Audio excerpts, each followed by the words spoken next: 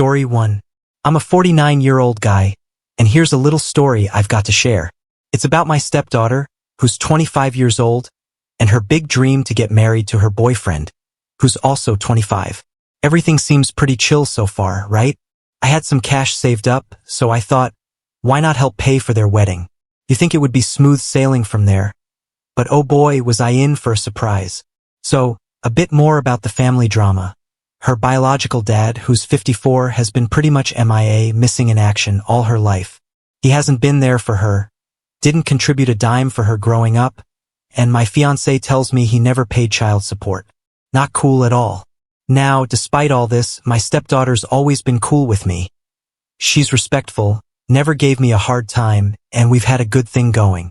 I've tried to be there for her, helping out by buying whatever she needed over the years. But looking back, I'm starting to feel like a walking, talking ATM machine. Like, what was I even thinking? Here's where it gets a bit more complicated. I'm shelling out a whopping $200,000 for this wedding, which is a lot of money, right? All I asked for in return was a tiny favor, to invite my mom and her 2 step-siblings to the wedding. After all, they're pretty much family too. So that's the gist of it. What started off as a kind gesture has turned into a bit of a sticky situation, making me wonder about the whole setup. So, after the whole discussion about the wedding and who gets invited, my fiancé and my stepdaughter were like, okay, sure, we'll invite your family. You might think, well, that could go wrong, but then the invitations started to roll out. Things got a bit tricky when my stepdaughter mentioned she didn't want kids at her wedding. This threw me off because my fiancé's sister's kids got an invite, so why leave out her own step-siblings? It didn't add up. I decided to ask her about it, and she brushed it off as a mistake. That moment felt like a big warning sign to me, but life goes on, right? Then, one day, my stepdaughter's future in-laws dropped by our place. During their visit, one of them asked a pretty straightforward question. Who's going to walk your daughter down the aisle? My daughter didn't hesitate and said it would be her dad, the one who hasn't been around much and hasn't really been a part of her life. My fiancé was totally taken aback by this news. My daughter went on to explain that she's been in touch with her dad and insists that, no matter what, he's her real dad. This whole situation just left us all pretty stunned. It's like, despite everything, she's choosing to involve someone in her big day who hasn't really been there for her. There's a lot to process. At that moment, everything just boiled over for me when my daughter declared her dad, who basically ghosted her most of her life, would walk her down the aisle. Couldn't hold back anymore. I blurted out, well, if he's so important, let him pay for the wedding. I knew he wouldn't be able to afford it, and I guess I found that a bit funny in a bitter way. But this was no joke to my stepdaughter. She flipped out, yelling at me, and the whole vibe got so tense that all the guests just bailed. My fiancé was far from pleased. She felt I embarrassed her big time in front of her future in-laws, especially after they'd spent a whole year planning this wedding. And there I was, calling my stepdaughter an ungrateful brat and tossing out a cool $200,000 on what seemed like a big fat mess. I even threw some nasty words about her dad in the mix. Yeah, it's safe to say I've got zero love for that guy. After cooling down a bit, I realized this whole meltdown might make me look like the bad guy. But let me add a quick note here. Just because you might have heard a story like this before doesn't mean I'm the only stepdad who's ever been stuck in a mess like this. So, given all this drama, I'm left wondering, did I really mess up here? Adding to the mix, there's another layer to this story. Earlier on, my stepdaughter had actually told me that I was going to be the one to walk her down the aisle. So, when she announced that her absent dad would do it instead, it felt like a slap in the face. Not just to me, but in front of everyone there. It made me feel humiliated and blindsided, considering I had been gearing up for what I thought was a meaningful role on her big day. Now, regarding why I laughed when I said her real dad could pay for the wedding, some folks were wondering about that. It's just how I deal with awkward situations. When things get tough, I find a bit of humor, or at least try to laugh it off to lighten the mood. Kind of like Spider-Man, he's always cracking jokes no matter how dicey things get. It's not that I don't take things seriously. It's just my way of coping with stress and not letting the pressure get to me too much. This whole situation has been a roller coaster with unexpected twists and turns that have really tested me. It's been tough, especially feeling betrayed and then trying to handle it all with a bit of laughter. only to end up making things more complicated. Now, for a few comments before the first update. Comment 1. Not the jerk. Petty person here. If you paid for it and can't get a refund, I would still cancel the order or change the delivery address. Catering paid for and no refund? Cancel or change the delivery address to a local shelter. Flowers paid for? Change the address to a local hospital. She sees you as an ATM. Comment 2. Not the jerk. $200,000 is ridiculous for a wedding if someone else is paying for it. The fact she's comfortable taking that money from you but doesn't see you as the primary father figure in her life heavily indicates she's taking advantage of you. Comment 3. You pay $200,000 for your stepdaughter's wedding because you respect her. Then she says she has been in contact with her biological father, a deadbeat idiot who hasn't been in her life and didn't pay child support, and wants that biological father to walk her down the aisle because she considers him her real father. After you feel like you've been clowned after paying for her wedding and for her necessities in general, so you say that her real father should pay for her wedding if she loves him so much. Definitely not the idiot. Now for the first update. And if you're enjoying the video, please leave a like. It's free and really helps the channel grow. So, a ton of stuff has gone down recently, and boy, do we have a lot to catch up on. Before I dive into the latest, I probably should have mentioned something important earlier. When it came to the wedding planning, I was totally out of the picture. I didn't have a say in anything, nor was I trying to. The whole planning thing was entirely up to my fiancé and my stepdaughter. They were the masterminds behind it all. Now, after I shared some of this stuff before, many of you were like, "Who? That wedding sounds insanely expensive." And you know what? That got me thinking. I started to worry too, wondering if we were going way overboard with the costs. So, taking the advice from some of you, I decided to have a chat with my fiancé about how the wedding was shaping up, especially the money part. Turns out, after asking around and really getting into the details, it hit me. I've pretty much been nothing more than a talking bank account to my fiancé and stepdaughter during this whole wedding prep. They hadn't involved me in any of the planning, just the paying. But here's the kicker. After all that stress about the cost, I found out the wedding is actually going to cost $40,000. Now, that's still a lot of money, but considering there are going to be over 400 people showing up, it kind of makes sense. It's a big wedding with a lot of guests, so it's going to cost a pretty penny to make sure everyone has a good time. So, after all the drama with the wedding planning and figuring out where all the money was going, things took an even crazier turn. Initially, I thought I was just helping out with the wedding costs, which I eventually found out were supposed to be around $40,000. That's a lot, but with over 400 guests, it kind of made sense, given our South Asian traditions where big weddings are pretty standard. But then I discovered where the rest of the money was going. A whopping $160,000 on a honeymoon trip to Dubai. And here's the kicker. This wasn't just for the newlyweds. Oh no. It included my fiancé, her sister's family, my stepdaughter, her partner, his parents, and the shocker of them all, her dad.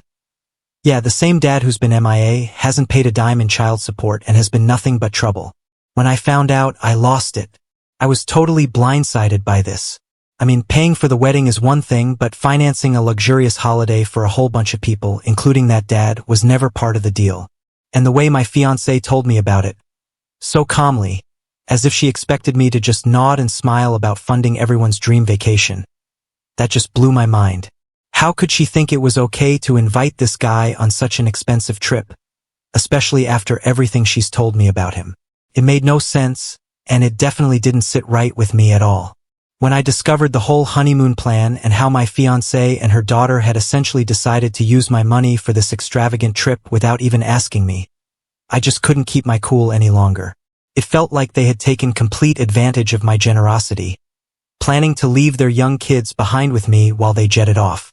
And here I am, already stretched thin, working around 45 hours a week at my own business, and they think it's okay to include her ex in the plan. A man who, let's not forget, once tried to get physical with me. Her explanation? She tried to pin the whole idea on her daughter, as if that would somehow make everything okay. That was the last straw for me. I told them both straight up that they had 7 days to pack up and leave my house. My fiancé started putting on quite the show, trying to turn the situation around, but my mind was made up. There was no undoing what had been done, so I went into full-on protection mode. I changed all the pins on my cards to cut off any further access to my money. Then I started the process of getting back whatever money I could from the whole wedding and honeymoon fiasco. It was a tough decision, but it felt like the only way to start moving forward from this mess. Reaching out to the venues about the wedding turned out to be a surprisingly positive move. They were really understanding about the situation and agreed to give me a refund. The catch is it's going to take a bit of time, days or maybe even weeks, before I see that money back. But still, it's a relief to know that not all is lost. The situation with the Dubai tickets was another story, but in a good way this time. I managed to get a refund for them too, recovering a whopping $75,000. Since the tickets were still unused and everything was sorted out timely, that bit of news actually made me feel a bit better amidst all this chaos. The whole ordeal has been pretty eye-opening. It's tough to wrap my head around how my fiancée and her daughter thought it was okay to spend my hard-earned money on luxury trips like this, especially considering how much work I've put into earning it. When my fiancée broke the news to her daughter that the wedding and the dream honeymoon were off, to say she was upset would be an understatement. I won't dive into all the drama that unfolded, but let's just say I couldn't help but throw in a parting shot, reminding them that her real dad could always cover the expenses. It was a petty move, sure, but after everything that's happened, it felt like they needed a reality check about who was really there for them all this time. The past few days have been a complete mess, like a crazy roller coaster that only goes down. One of the toughest parts? I don't get to hang out with my two youngest kids every single day like I used to, which is really hard on me. Plus, things fell apart with my fiancé, so yeah, that's been rough. But hey, it's not all bad news. There's this super cool thing that happened that actually made me feel a lot better.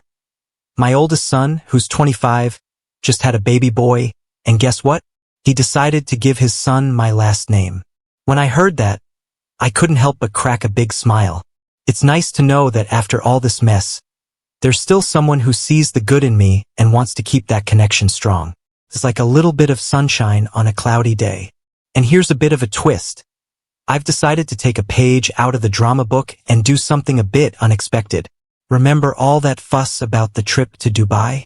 Well, I'm going to take my kids on that trip instead. It's a bit of a cheeky move. Sure, but who doesn't love a little bit of petty revenge?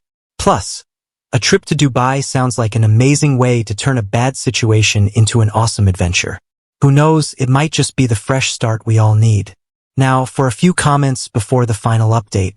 Comment 1. OP, you're a stronger man than me. Nothing but kudos for the way you've handled this. I would have gone completely scorched earth.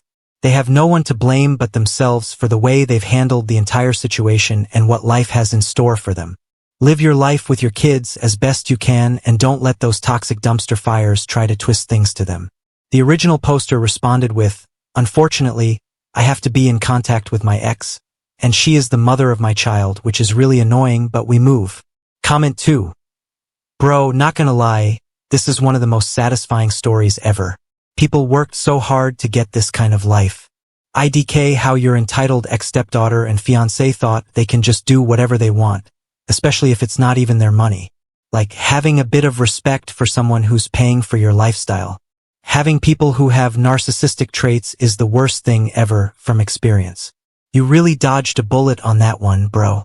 You're also a really good father, so don't ever doubt that. Go for a vacation, bro. You deserve it. Comment 3.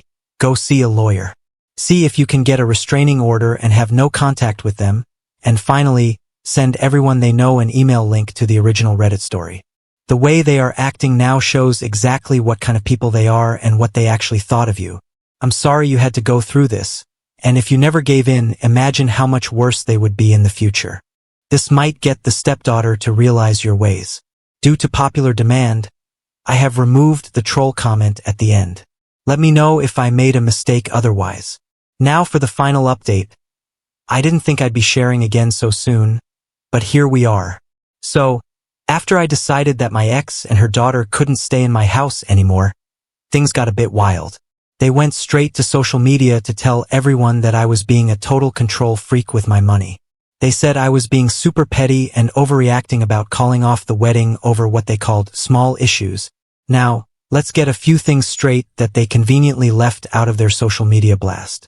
First off, they had this grand plan for an expensive honeymoon trip to Dubai, expecting me to just open my wallet and pay for it all. Guess what? I never said yes to that. Shocking, right? They didn't bother mentioning that part online. Next up, my ex is out there saying I'm trying to control them with my money. But get this. She's also sliding into my messages trying to patch things up and asking me to take her back. Seems a bit odd, doesn't it? Calling someone controlling but also wanting to get back together with them. And about those small issues they mentioned? Here's what they're not telling everyone. I've been like a dad to her daughter for 15 years. I've been there for her, paying for pretty much everything she needed. We're not talking about just a few bucks here and there. I mean, really taking care of her. So yeah, not exactly what I'd call a small issue. It's like they're telling their version of the story without some pretty big pieces of the puzzle. And those missing pieces changed the whole picture. After everything I've done for my stepdaughter, I had one simple request: to walk her down the aisle on her big day. Sounds reasonable, right? But nope. She flipped the script on me, turning what should have been a proud moment into total embarrassment in front of her future in-laws. And suddenly I'm painted as the villain in this story, while my ex and her daughter are made out to look like angels. Honestly, I'm struggling to connect the dots here. On top of all that, my ex's side of the family has decided to jump into the fray, sending me threats. But am I losing sleep over it? Not a bit. I've got bigger fish to fry. Speaking of frying fish, let's talk numbers for a second. Wrapping up this whole wedding debacle cost me about $2,000, which, don't get me wrong, is definitely a hit to the wallet. But let's put that into perspective. Initially, I was bracing myself for a much heftier loss, something in the ballpark of $152,000. So, in a twisted kind of way, my ex and her daughter did me a favor by planning not just an over-the-top wedding but also that extravagant trip to Dubai. By pulling the plug on their grand plans, I ended up saving a ton of money. Money that would have been gone if things had gone their way. It's a weird situation to be in, feeling grateful to someone for a mess that, in the end, saved me from an even bigger financial disaster. So, yeah, while it's been a roller coaster of emotions and finances, I'm coming out of this with a bit of an unexpected win. My stepdaughter stumbles upon my story on TikTok of all places and decides she doesn't like it. So she hits me up demanding that I delete my post. It's like she thinks only what she and her mom think or say should matter to anyone, including me. They act as if I'm just supposed to do whatever they want, whenever they want, without any say in the matter myself. But here's the deal. I'm not about to do that. It's pretty wild, you know? She's calling me out for sharing my side of things. But at the same time, she's totally okay with her mom posting stuff that's not even true on Facebook. Talk about being a hypocrite. It makes me wonder if I somehow played a part in making them think they can just get away with anything they want. Now, moving on to another part of the whole saga. My kids. They've been with me through the storm. And guess what? They actually want to stick around for the long haul. They prefer staying with me over going back to a life of fancy stuff and big spending, which is what they had before when my ex and her daughter were still around. Speaking of my ex and her daughter, they've had to move from living the high life to getting by in a much less fancy apartment. So, while they're dealing with that big change, my kids and I are figuring out our next steps together, right here at home. So, after everything that's gone down, my kids have made it clear they want to stay with me. This is a bit of a challenge since I'm working a ton of hours. But the last thing I want is for them to suffer because of all this drama with my ex. Now, on to the next twist in this saga.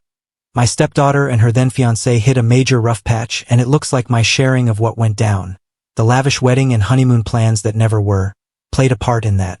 Her fiancé ended up accusing both her and my ex of trying to use him, which is pretty intense. I had a chat with him and his family, filling them in on the backstory and everything they had planned using my money without my okay. Turns out, he really got where I was coming from and appreciated the honesty. I have a newfound respect for him for being able to see the full picture and understand my side of things. It's not every day someone takes the time to really listen and get it. But things didn't stay calm for long. My stepdaughter and her now ex decided to show up at my place, thanks to my younger kids innocently opening the door. What started as an unexpected visit quickly spiraled into a full-blown shouting match. It got so out of hand that I ended up having to threaten to call the police just to get things under control. It's been one thing after another, and just when I think it can't get more complicated, it does. When they finally stormed out, they tried to lay the blame for the whole mess at my feet, but I couldn't help but throw one last comment their way, reminding them to see if her real dad could cover the wedding and honeymoon costs. And just for good measure, I let them know about my plans to take the kids to Dubai myself, which, as you can imagine, didn't sit well with them at all. I'm in this tricky spot where I wish I could just cut ties with my ex and move on, but that's easier said than done. She's the mother of my 2 kids, and that means, like it or not, there's a connection that can't just be erased. It's a complicated situation, balancing the need to protect and care for my children while also dealing with the aftermath of everything that's happened. It's definitely not where I thought we'd be, but here we are, trying to figure out the best path forward for all of us.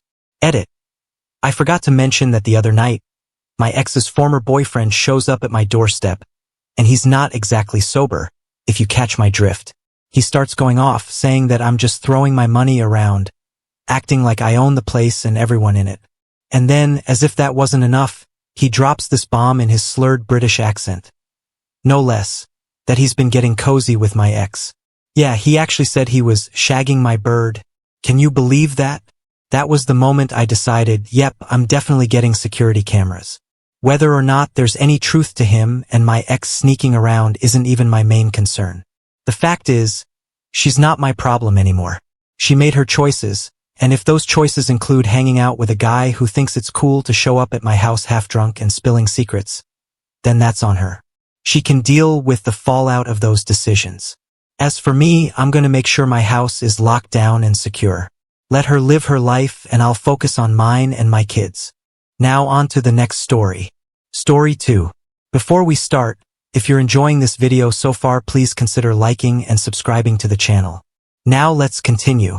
Dad surprised me with an international trip for my 18th birthday.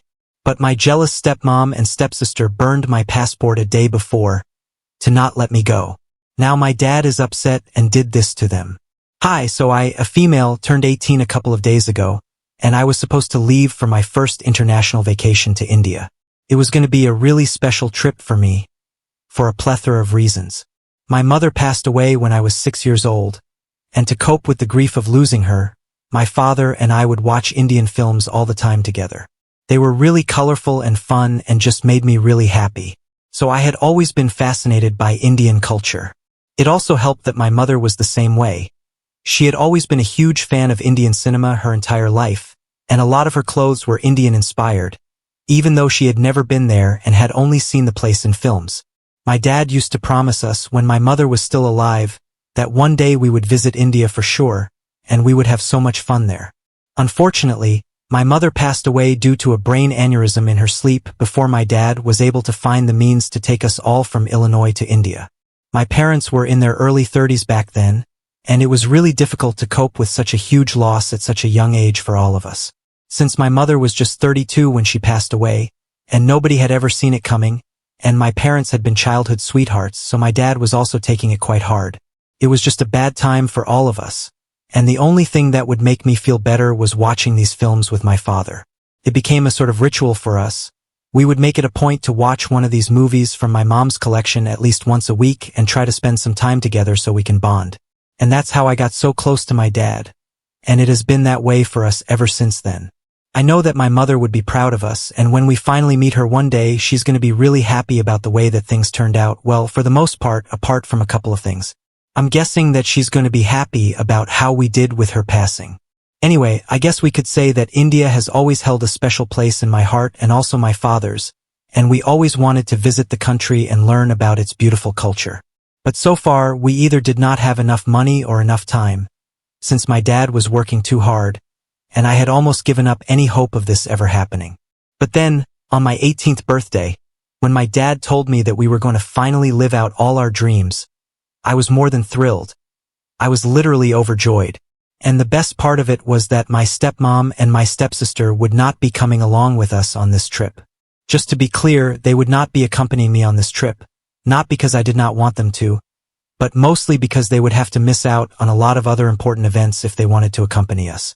Like, for instance, my stepsister, Nadia, 17F, had her finals when I was on vacation, and my stepmom, Susan, was already dealing with a really important project at work, so she would probably not be able to make it anyway. I have a nagging feeling that my dad planned this trip during this time on purpose so that it would be close to my 18th birthday and we could leave without having to deal with my stepmom and my stepsister on the trip, because I don't get along with them. But I know that if I ask him, he will never admit to it, so I'm just going to let this be a theory. Anyway, my dad surprised me with this information on the evening of my 18th birthday party, in front of all my friends, and everybody was really happy for me except for these two, and it really showed on their faces how upset they were about the fact that my dad had decided to surprise me with an international trip for my 18th birthday.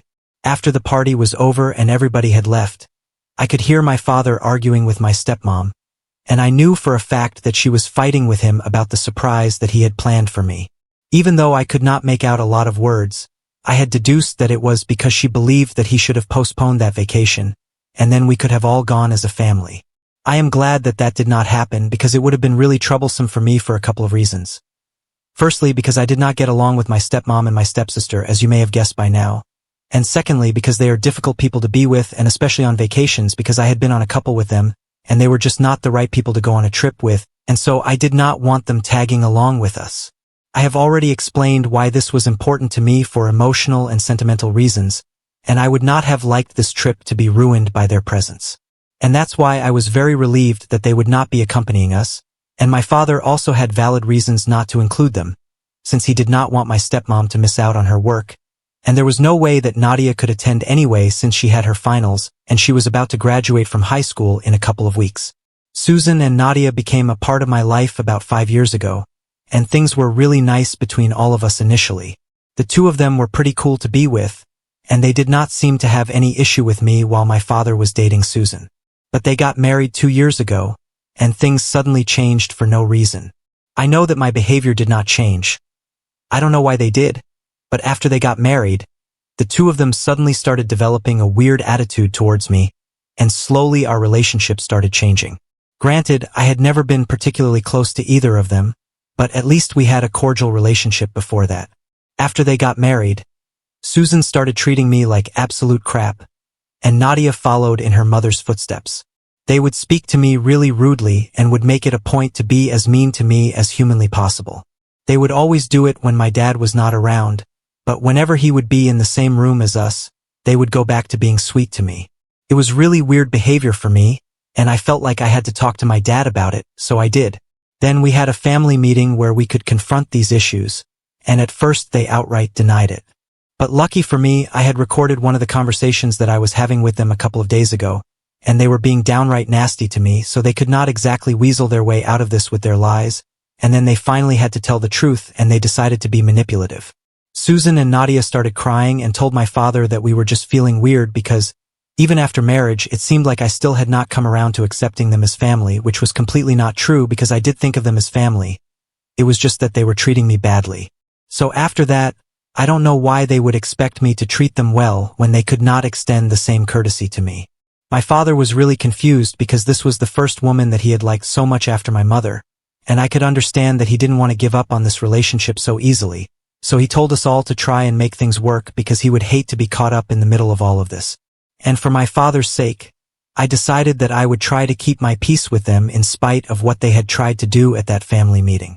After that, they changed their behavior again since they had been confronted about this already, and instead of faking being nice to me in front of my father and being rude to me behind his back, they started taking the other way out and stopped speaking to me altogether. Whenever my dad would not be around, they would pretend that I was not there, and for once I was fine with this treatment because at least they were not annoying or inconveniencing me in any way, and I was cool with it. For my father, we put up an act of being a happy family, and that's how it has been for the past year.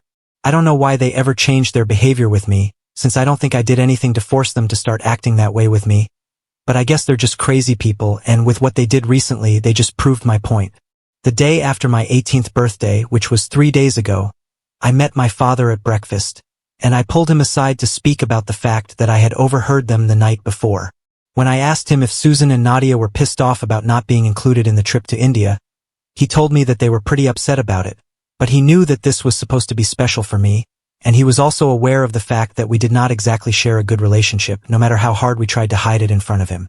So, for my sake, he wanted it to be an experience for just the two of us, and this was also close to the time of my mother's death anniversary, so it was just the perfect homage to her, and he wanted to do this with me. So he was going to deal with Susan and Nadia's emotions later. But for now, we only had to think about the trip. That is also the fact that I had mentioned earlier that, after having gone on a couple of vacations with Susan and Nadia, I knew that they were really annoying to be around because my father and I were explorers and adventurers. We wanted to go out and enjoy every bit of the place that we were in, but they preferred to be in the hotel and do nothing. And if we took a little too much time to return to the hotel, they would start calling us relentlessly, and we would be forced to come back by dinner time even if we wanted to stay out past that because, for us, rules don't apply when we were on vacation, and we could do whatever we wanted to and really explore and get into the culture of the place that we were visiting.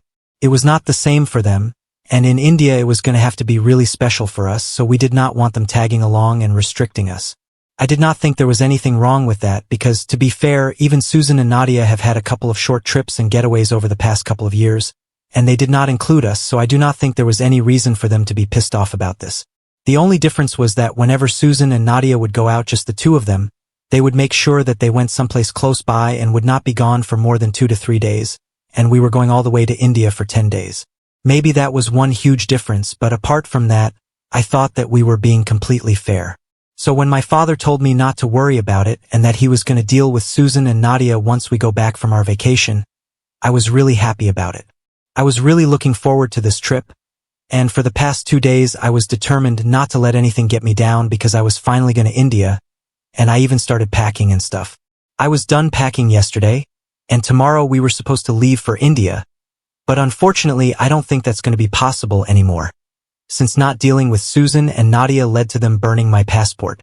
Yep, you guys read it correctly. I'm not even kidding.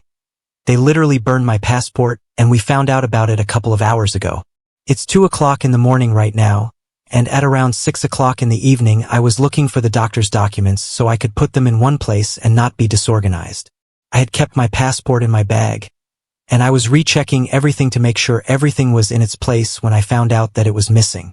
I looked for it all over the house and literally turned the place upside down trying to search for that one thing, and then about 45 minutes after I had begun my search, I realized that it was nowhere to be found, and I was getting really stressed out. So that's when Susan and Nadia came to my room and asked me really sweetly if there was something that I was missing.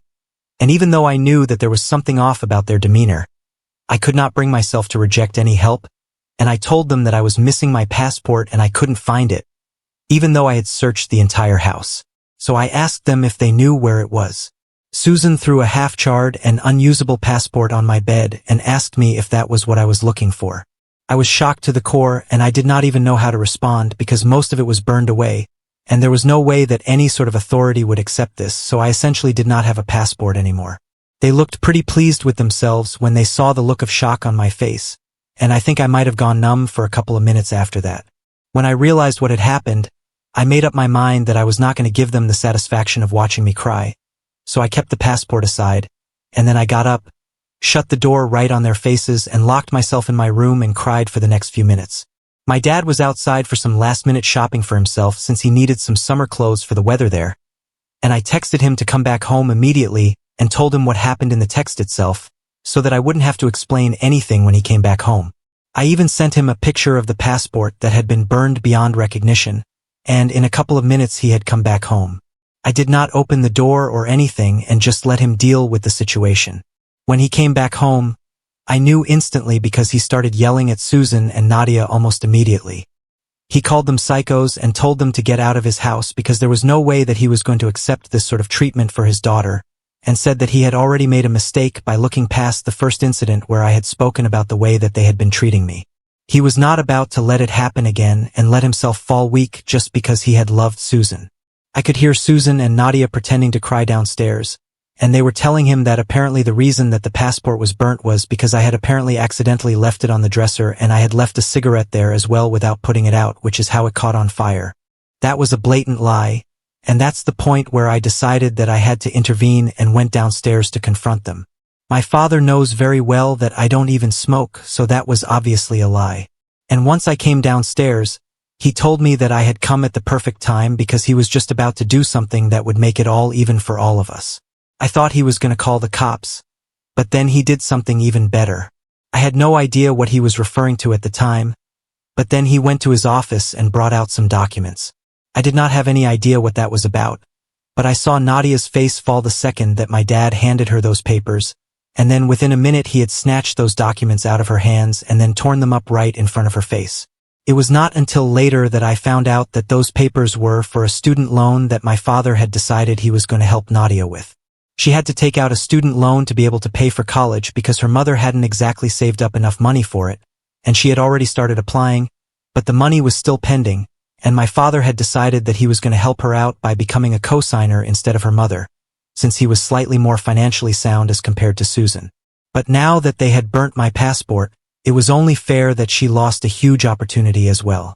After tearing up those documents, he ordered Susan and Nadia to get out of the house, and they tried to fight it and tried to argue with him, begging him to rethink what he had just done, but he was very firm and determined about what he wanted to do.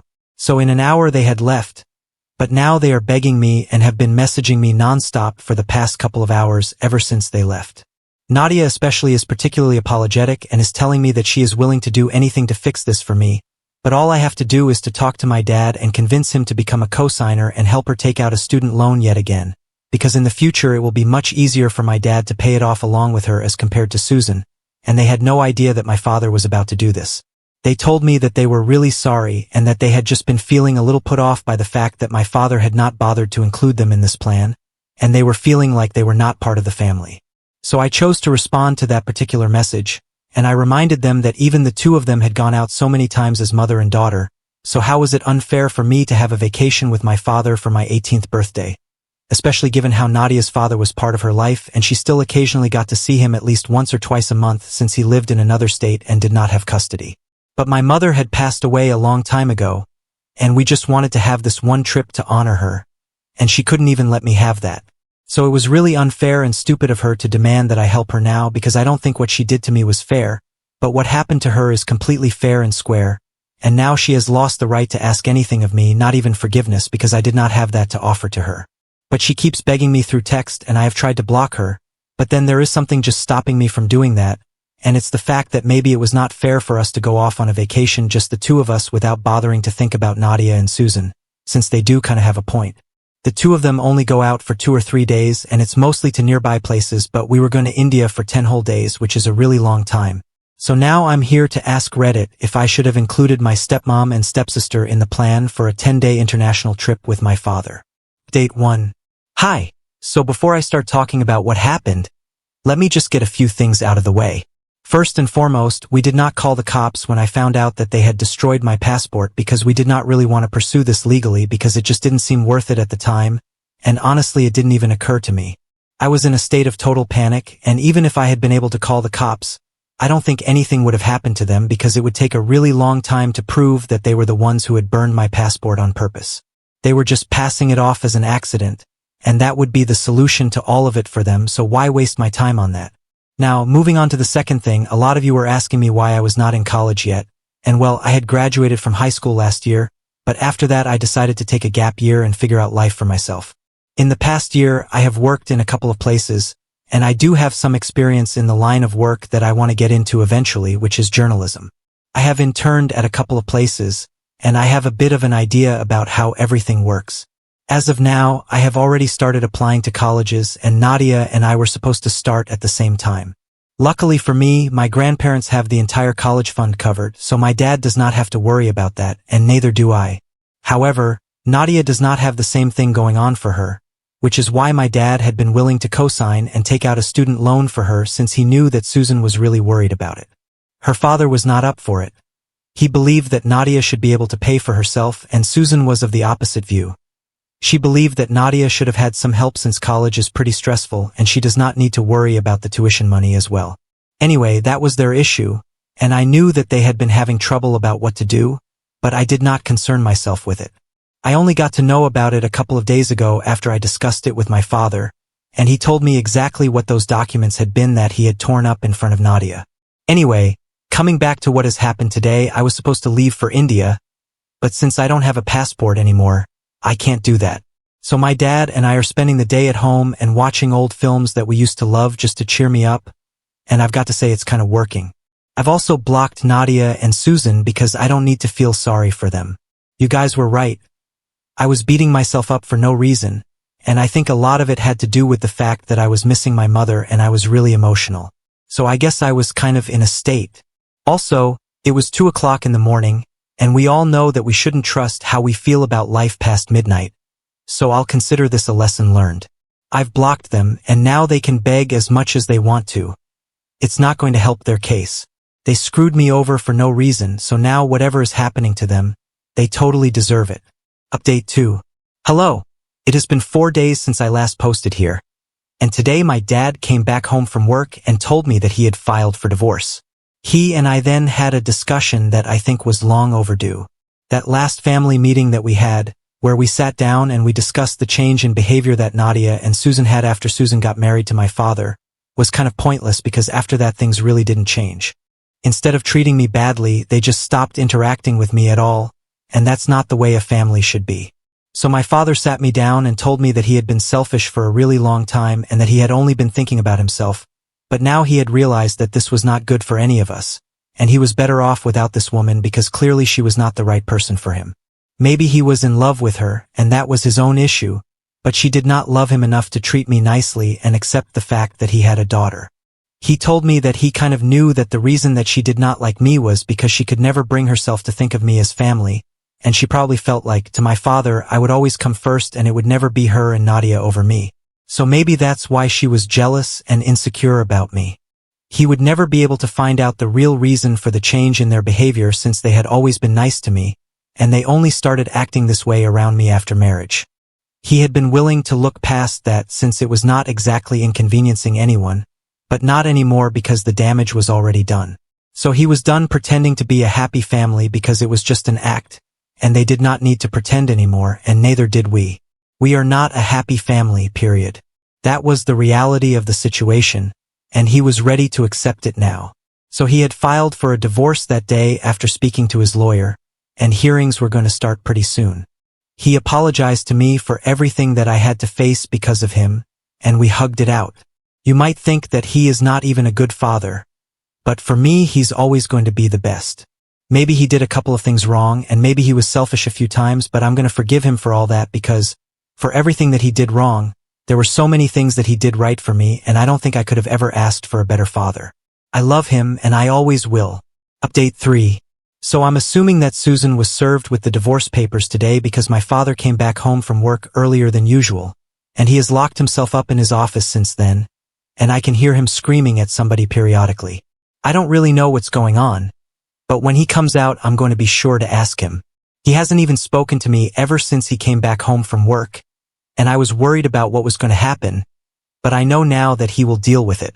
It has been 5 days since he filed for divorce, and I'm just guessing that she must have been served with the papers today because otherwise I can't find any reason to explain his behavior. I have not had any contact with Susan or Nadia after I blocked them, and they did not try to reach out to me in any other way either. Lucky for them, because I might have had a lot to say to them had they tried something of the sort with me. I'm still really pissed about what happened, but it's fine. I guess we'll just go to India some other time then. It's gonna have to be after the divorce now, and since I start college in a couple of months as well, I don't know when we'll have enough time to do that, but I just hope that it happens at some point. Update 4. Hey, so it's pretty late right now, but my dad came out of his office a couple of hours ago and told me that the reason that he had been screaming on the phone was because Susan had decided to call him up and threatened to come after him with a bunch of lies and accuse him of lots of things if he tried to divorce her, and then he would lose everything that he had worked so hard for. He had come home from work early because he did not want to have to deal with this in the office. He had been screaming because he had been fighting on the phone for so long. The first time around that she had called him, he was at work and he had been caught off guard, so he had not been able to record her threatening him. But when he came back home, he had the wherewithal to record what she was saying, and then he told her that if she tried to do anything, he would use this against her. But then she turned it around on him and started accusing him of trying to blackmail her. It was just really crazy, but in the end he was able to tell her and put it to her that if she tried to lie about him or his character and try to defame him while they were going through with a divorce, he would make sure that he screwed her life up for good. He's not sure what's going to happen now, but she seems scared on the phone, so he's considering it a job well done. Anyway, he told me that the divorce proceedings will begin soon, and as soon as it's over, he and I are going to India, and that's a promise. Right now, I'm just hoping that everything goes smoothly and Susan doesn't put up much of a fight. She knows it's going to be a losing battle after all. I still have the proof of her burning my passport along with her crazy daughter. So I hope that they don't try to take things too far because it's not going to be good for them. Anyway, it's on right now. Update 5. Hi, this is going to be a really short update because I'm really busy right now. But anyway, I just thought I would let you guys know that a couple of weeks ago the divorce finally came through, and my dad hit it out of the park. She is not going to get anything out of this, and that's the way it should be. We get to keep whatever is ours, and the same goes for her. Nothing lost, nothing gained. Whereas she had been trying to get a lot out of us as settlement and alimony, and even child support, like that would ever work. Anyway, the divorce is done, and my dad and I have started preparing for our trip to India, and that's finally going to happen this time around. I have a new passport now as well, and I'm just super excited right now. I'm just really happy, and I wanted to let you guys know about this. Thank you so much for all the comments and support. Now on to the next story. Story 3. My boyfriend let his ex-girlfriend stay at my place because she had no place to go. Then I kicked them both out of my place. I, 28F, have been living with my boyfriend, Mark, 30M, for the past 2 years. We met at a local coffee shop where I was a regular. I always noticed him there, typing away on his laptop. One day, I accidentally spilled my coffee on his table. I was embarrassed, but he just laughed it off and helped me clean up. We started talking and realized we had a lot in common. We both loved hiking, were into true crime podcasts, and shared a weird obsession with collecting vintage maps. We began meeting up at the coffee shop regularly, and soon our coffee dates turned into dinner dates. Mark was funny, kind, and always made me feel comfortable. After a few months of dating, we decided to make it official. Everything was going great. We moved in together after a year, and I thought we were building a solid future. That was until last week, when Mark dropped a bombshell on me. His ex-girlfriend, Sarah, reached out to him for help. Apparently, she had to vacate her apartment suddenly and needed a place to stay. Mark asked if it would be okay for her to crash at our place for a while. I was shocked. I knew about Sarah from the stories Mark had told me, but I never thought I'd have to deal with her directly. I told Mark I wasn't comfortable with his ex living with us. It just felt wrong on so many levels. He seemed disappointed but said he understood. I thought that was the end of it. I was wrong. The next evening, I came home from work exhausted. All I wanted was to curl up on the couch with Mark and watch our favorite show. Instead, I walked into our living room to find Sarah sitting there, surrounded by suitcases. I froze.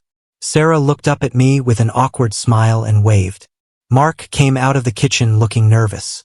I lost it. I demanded to know what was going on. Mark tried to explain that Sarah had nowhere else to go, that it was just temporary.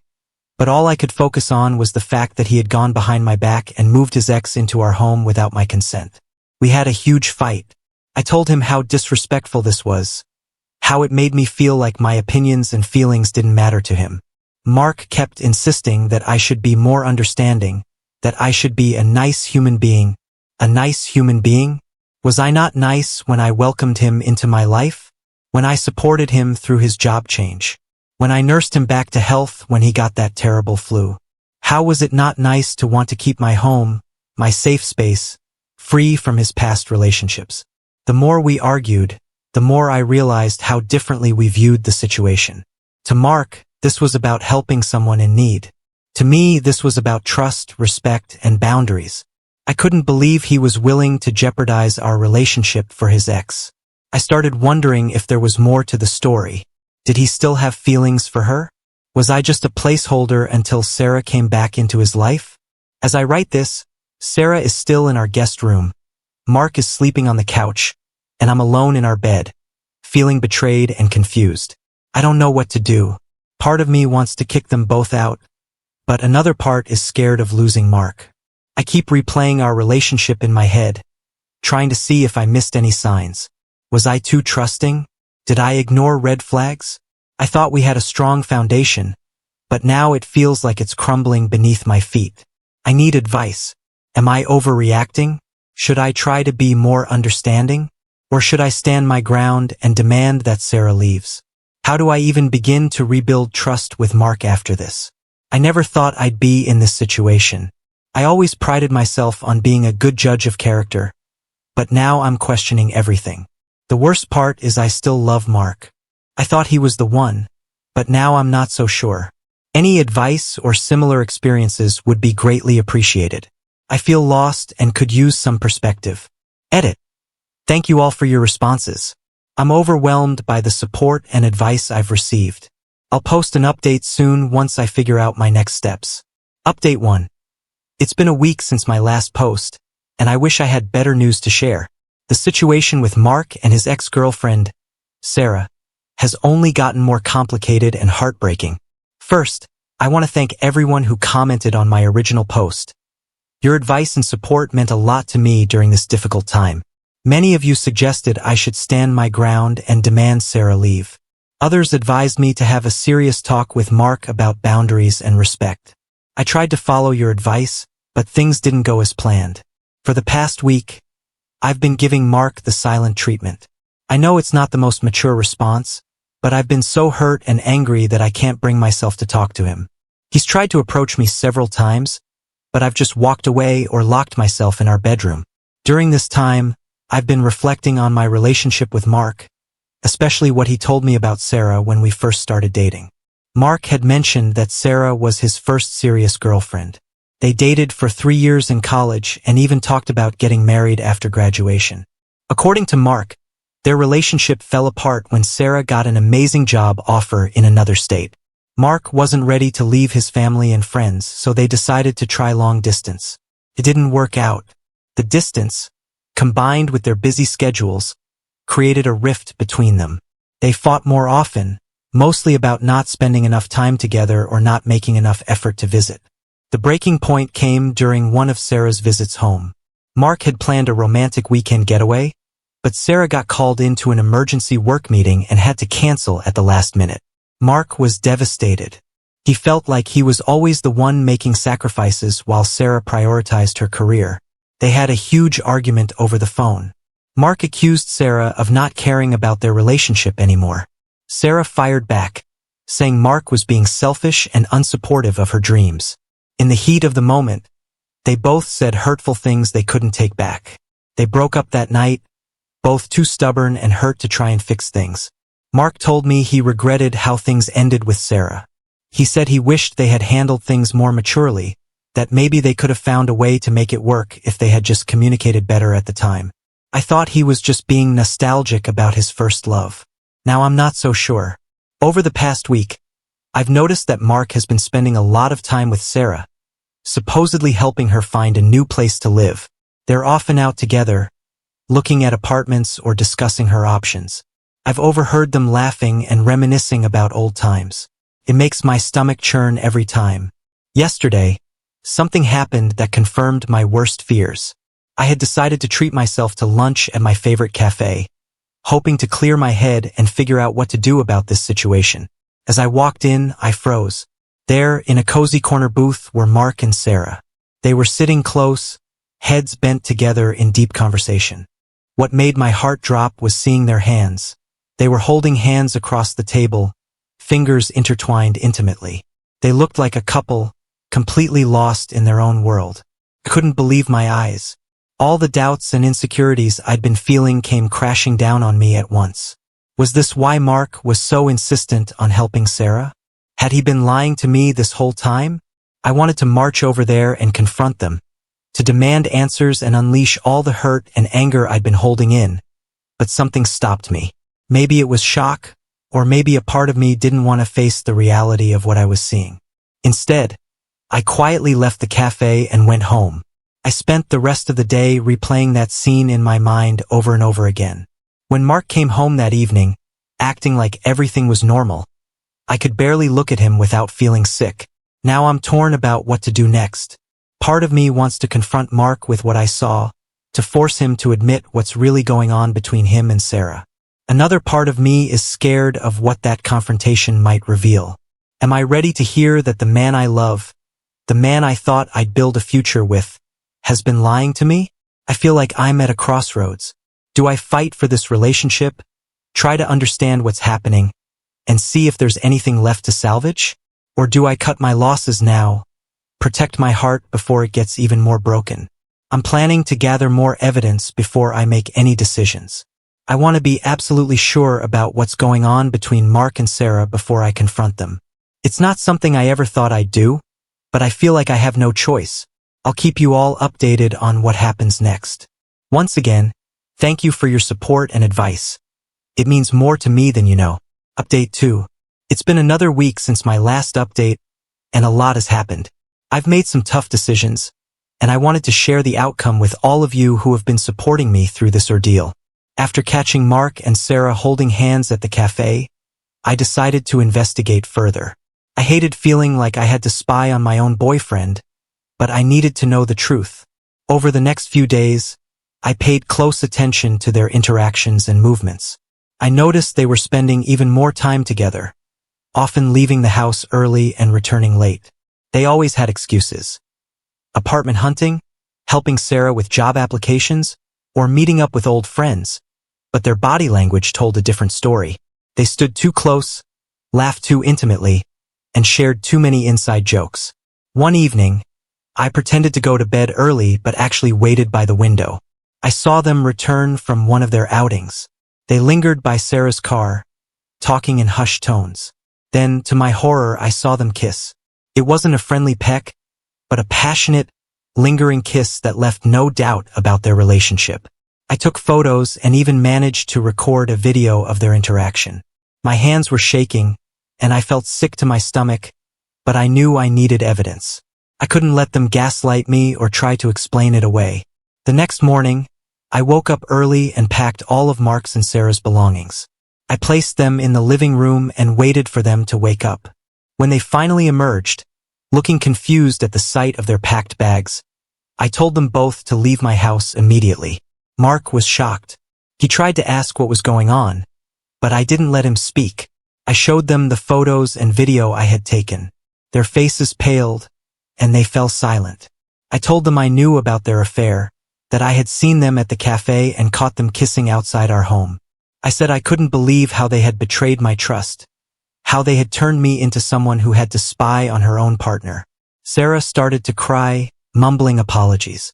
Mark tried to explain, saying things had just happened and that he never meant to hurt me, but I wasn't interested in the excuses or apologies. I told them I wanted them out of my house and out of my life. I said I deserved better than a cheating boyfriend and a deceitful houseguest. I made it clear that there was no chance of reconciliation, that Mark had broken my trust in a way that could never be repaired. They tried to argue, to ask for more time, but I stood firm. I told them if they weren't out in an hour, I would call the police and report them for trespassing. That seemed to finally get through to them as they gathered their things. I sat on the couch, feeling a mix of anger, sadness, and surprising relief, watching them scramble to leave. I realized how much stress and anxiety I had been carrying around for the past 2 weeks. Before they left, Mark tried one last time to apologize. He said he never meant for things to go this far, that he had been confused about his feelings. I just shook my head and pointed to the door. Sarah couldn't even look me in the eye as she hurried out. Once they were gone, I broke down. I cried for the relationship I thought I had, for the future I had imagined with Mark, for the trust that had been shattered. But as I cried, I also felt a weight lifting off my shoulders. I knew I had made the right decision. The past few days have been hard, but also liberating. I've changed the locks, deleted Mark's number, and blocked both him and Sarah on all social media. I've reached out to friends and family for support, and their love has been overwhelming. I'm still processing everything that happened, but I'm proud of myself for standing up for what I deserve. I know there will be tough days ahead, but I also know I'm strong enough to get through this. To everyone who offered advice and support throughout this journey, thank you. Your words gave me strength when I needed it most. To anyone going through a similar situation, remember that you deserve honesty, respect, and true love. Don't settle for anything less. This will be my final update on this situation. I'm closing this chapter of my life and looking forward to healing and new beginnings. Thank you all once again for being there for me during this difficult time. Now on to the next story. Story 4. My mom took my cheating ex-girlfriend's side over mine, and I can never forgive her. I was raised by a single mom. My dad died 2 years after I was born. I focused on my career for the most part of my life, and my mom supported me doing that. But when I was 20, I met my ex-girlfriend, and we got together. We were colleagues first, but she told me she worked in a different sector soon. In her new workplace, she met a new guy who she fell in love with while being in a relationship with me. I only found out because she admitted to having screwed with him to me after she went out for girls' night with her friends. I immediately broke up with her and threw her out. A few hours of me trying to process what happened. My mom called me and shouted at me that she hadn't raised me like this. I was confused and asked what she meant, and she said that my ex-girlfriend accused me of cheating on her and that she found proof of that on my phone. I couldn't believe what I just heard. I tried to talk to my mother, telling her that the exact opposite is true and that she had cheated on me. But she didn't believe me. Part of the reason is probably because she and my mom truly loved each other. I never had a problem with that till then. I liked how they got along with each other. My mother called me a liar and said she'd disinherit me from her will, and she's not having a cheater as a son. She said she never wants to see me again. Then later, my grandparents called me to tell me how disappointed they are of me and that I deserve every bad thing that is to come. You know what the worst thing was? I found out that my cheating ex-girlfriend continued to meet with my mom after everything she did. All of this was so painful for me. The only person that sided with me was my best friend, who was furious with her. I talked to him and he hugged me, and I cried in his arms. I know many people would think that's unusual for two guys, but his support really helped me getting through this. 1 year later, when I already was over it, my doorbell rang, and when I opened, I saw my mom with teary eyes, and I began to feel how my emotions are coming up, and I slammed the door and started crying, asking her what the screw she wants here. She said she wanted to talk to me and that she was so sorry. After she begged for 15 minutes straight, I gave in and opened the door. She said my ex admitted that she cheated when she was drunk. She apologized profusely and said that she knows that she failed as a mother, not believing her own child. I told her that I accept her apology, but I don't want to see her now and that I probably can never forgive her. Even though she begged me to forgive her over the last few months, she started calling me daily just to hear my voice, and she said she missed me. Then she apologized again and asked if I could just come over. Her voice always sounded kind of painful, and she always says how much she loves me and that even she can understand that I hate her. She cannot live with this thought in her head. I don't even hate her. I still love her. She is still my mom, but the trust is broken. I can never trust her again because what if I got into a relationship again? Who says that she wouldn't just believe their word over mine again? I appreciate her effort, but I just cannot forgive her or even see her now, and I hope she understands that I need time now. Now for top comments before reading the update. Tell your grandparents the truth. The fact that she ruined your reputation in your family is disgusting. I know what having a mother like that is like, and believe me, no contact is better than the potential risk of stress and chaos that they can bring to your life again, and they always will. That's the first thing that I would ensure. And secondly, that she can't ever meet or ask about relationships seeing as how she betrayed you. And thirdly, I tell her that I will reach out when I want to and to stop harassing. Just to piggyback on that, ask your mother to publicly apologize, but a Facebook post and stand in the town square with a sandwich board, then never talk to her again. I cannot imagine how incredibly awful this must have been for you. Your mother made this all about her and not about you. She selfishly dumped you and then selfishly calls you repeatedly because it's what she needs. There's nothing my daughter could do to make her turn my back on her now. Now the update. Update 1. Hi there. After reading too many comments yesterday, I decided to meet with my mom today to clarify everything. I texted her to come over, and she didn't hesitate. She literally appeared at my door within 15 minutes. Many of you pointed out good points I should ask her. Even though she called several times, we rarely really talked. So when she came over, I sat her down in the living room. There, I asked about my grandparents, her will, and if she is still in contact with my ex. She explained that she had told my grandparents, and she expected them to call me, but it seems like they were too stubborn. She also said I'm in her will again. She then started talking about my ex. She said that when she found out, she punched her so hard that my ex lost a few teeth. I very much doubt the accuracy of this story detail, but I wanted to share it anyway because for me it was a funny thing to think about. She said she told her to screw off and threw her out of the house. She then again started apologizing profusely and telling me that she knows how hard she messed up and that I probably can never trust her, but she wants to do everything in our power to make this right. She explained that the man before my father had cheated on her, so infidelity was a sensitive topic for her. And then she said that she regrets not believing me or even remotely hearing my side of the story. I sat quiet while she explained all this. I then asked her how I know that I could trust her now. What would happen if I got into a similar situation, and if she would just throw me away again? She said I have her word, and I replied that her word is basically meaningless as I don't trust her in the first place. She didn't reply to that answer properly and again begged me to forgive. I told her that I cannot forgive her for now and maybe I will never be able to forgive her, but I also see her efforts and that she wants me in her life again. Then she has to show me that I can count on her. She started tearing up. I could tell she tried to hold in her tears the entire time, but then she broke down crying, and with a whimpering voice, she asked if she at least could give me a hug. I accepted that, and she said she's going to make this right no matter what it takes. And then she left. Now, while I am kind of touched in how she shows how much she regrets doing what she did, I am really concerned about my own reaction when she broke down, and I saw my own mother there on the floor crying. I didn't feel anything. I wasn't sad. I wasn't angry. I wasn't happy, and I certainly didn't show any sort of empathy for her. I just couldn't.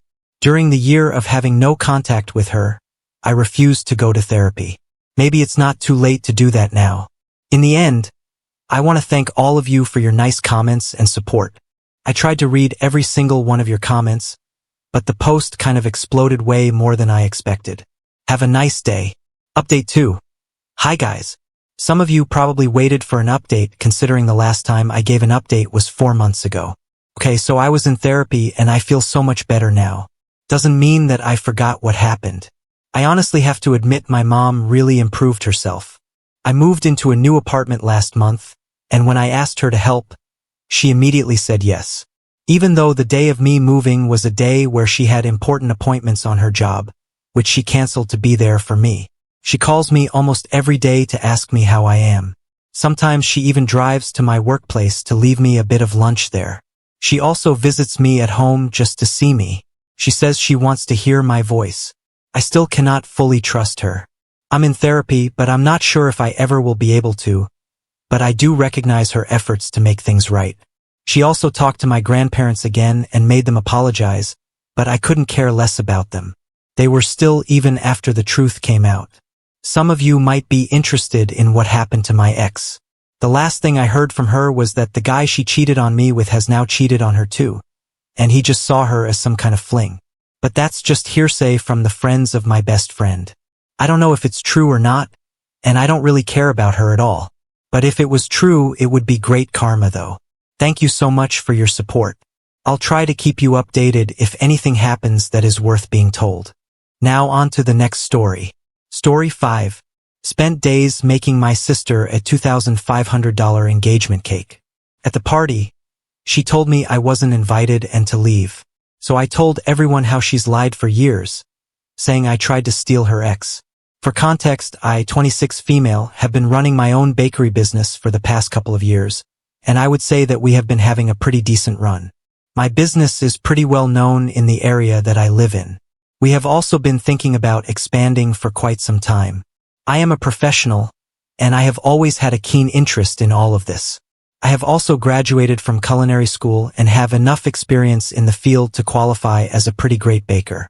Most of the people in my family usually approach me when they need cakes for events and stuff, and I am very happy to do it for them. I even offer them lower prices than I would offer most of my other clients. The only person who has never had any business with me is my older sister. Let's call her Rebecca.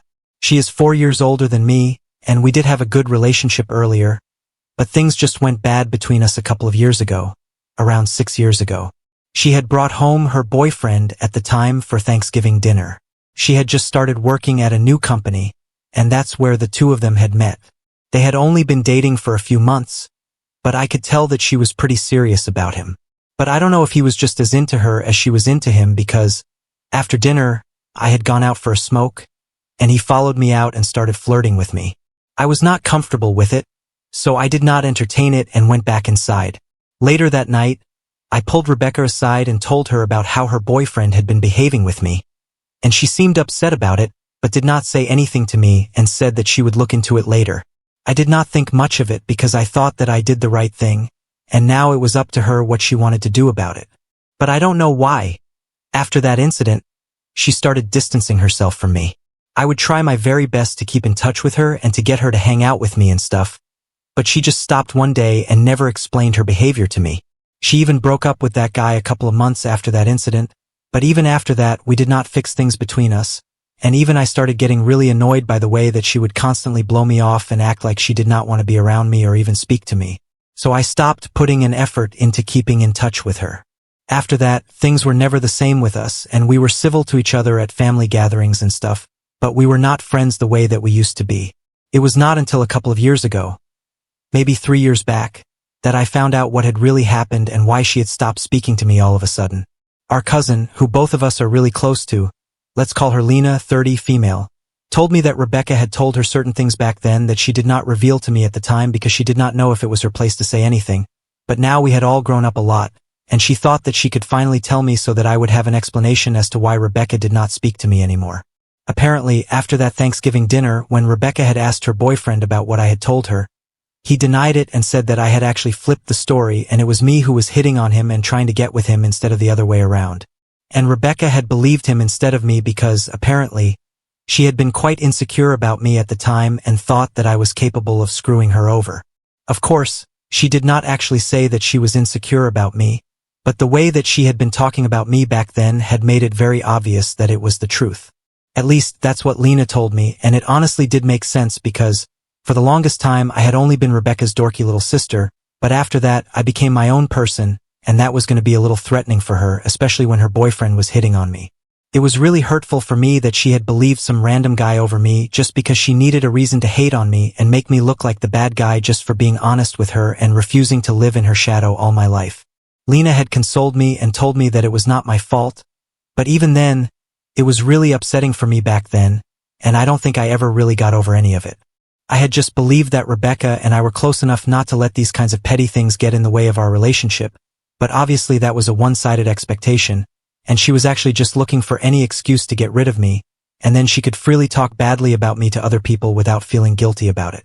At the point when I found out about all of this, it had already been way too long, and Rebecca and I had stopped talking a long time before any of that was even revealed to me.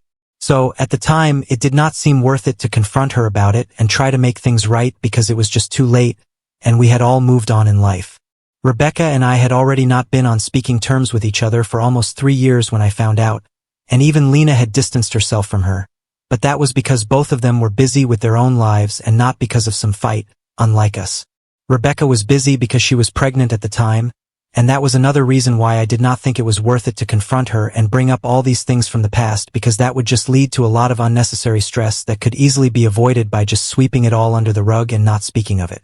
She had been dating her now fiancé, David, for a year at that time, and I had started my business when her son was around 5 months old.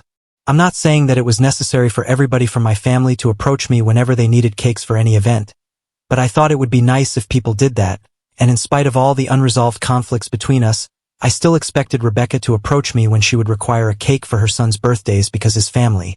That was literally the least that she could do for me, but I was let down yet again. I expected people to support me in my new business, and most people from my family did. Even people who were acquaintances and not even friends of mine made it a point to buy from me, but it was just Rebecca who would never have any sort of business with me, and it just felt really bad and insulting. The weird part of all of this was that I would always be invited to her son's birthdays, and she would always have some extravagant cake from some other bakery, and yet my mother would always ask me to attend, even though I did not feel comfortable there because she thought it was important for us to at least put up a united front amongst people as a family. So I went on attending my nephew's birthday parties for the past 3 years, and I would always be subjected to a bunch of questions from a select few nosy family members about the cake. And I would be forced to address the issue and tell them that the cake was actually not mine and Rebecca got it from someplace else. and they would always relish the opportunity to hear that and smile smugly about the drama. It was just getting really sickening, and I was really tired of having the same thing happen at every year's party. So this year, I decided to skip the event and stay at home because I just did not care about appearances anymore. At least not as much as I did when I was 23. My mother was obviously very upset about it, but my dad did not seem to care, and I don't think it made a difference to my sister either. She did not seem any worse for it at the party because I saw the pictures online, but I guess that just gave her the perfect excuse to drop the act of having a civil relationship with me and really just fully start avoiding and hating me after I skipped her son's birthday this year. She blocked me on every form of social media, and I was honestly fine with it because it was not like we were friends anyway, and she had made it very clear to me that the only reason I was even invited to any of her family's events was because our mother wanted us to at least, be civil to each other and put up a refined front instead of just being cold to each other openly. That was almost 5 months ago, and we have not had any contact since then. There were a few weddings and events that we had to attend in between, but unlike earlier when we at least used to greet each other whenever we would run into one another at these events, we did not do so anymore. It was very obvious that we were not on speaking terms with each other anymore, and I did not mind it because we were not friends. She was the one who had a problem with me, so she could ignore me all that she wanted to. I just did not care anymore. I had given up any hope of us ever having a good relationship ever again. But then she finally unblocked me a couple of weeks ago and reached out to me personally. I thought that she was going to finally address all the problems that we had been having for the past couple of years. I didn't even expect her to apologize, but just to acknowledge that there was something wrong with the way we had been treating each other. But she did not do anything of the sort and instead told me that she had an order for me. I knew what that was about because I had heard from a couple of people that she was engaged now, and David had finally proposed after 4 years of being together, and they were going to get married in a couple of months. So I figured that maybe she was reaching out to me to ask me to make her a cake for her engagement party. And I was right. She did not even say please or anything to make her message sound polite, and it was really weird because no other client would ever speak to me like that because it's just rude. I'm going to attach the message that she sent to me so that you guys know exactly what I'm talking about. I need a 5-tier cake for my engagement party this weekend.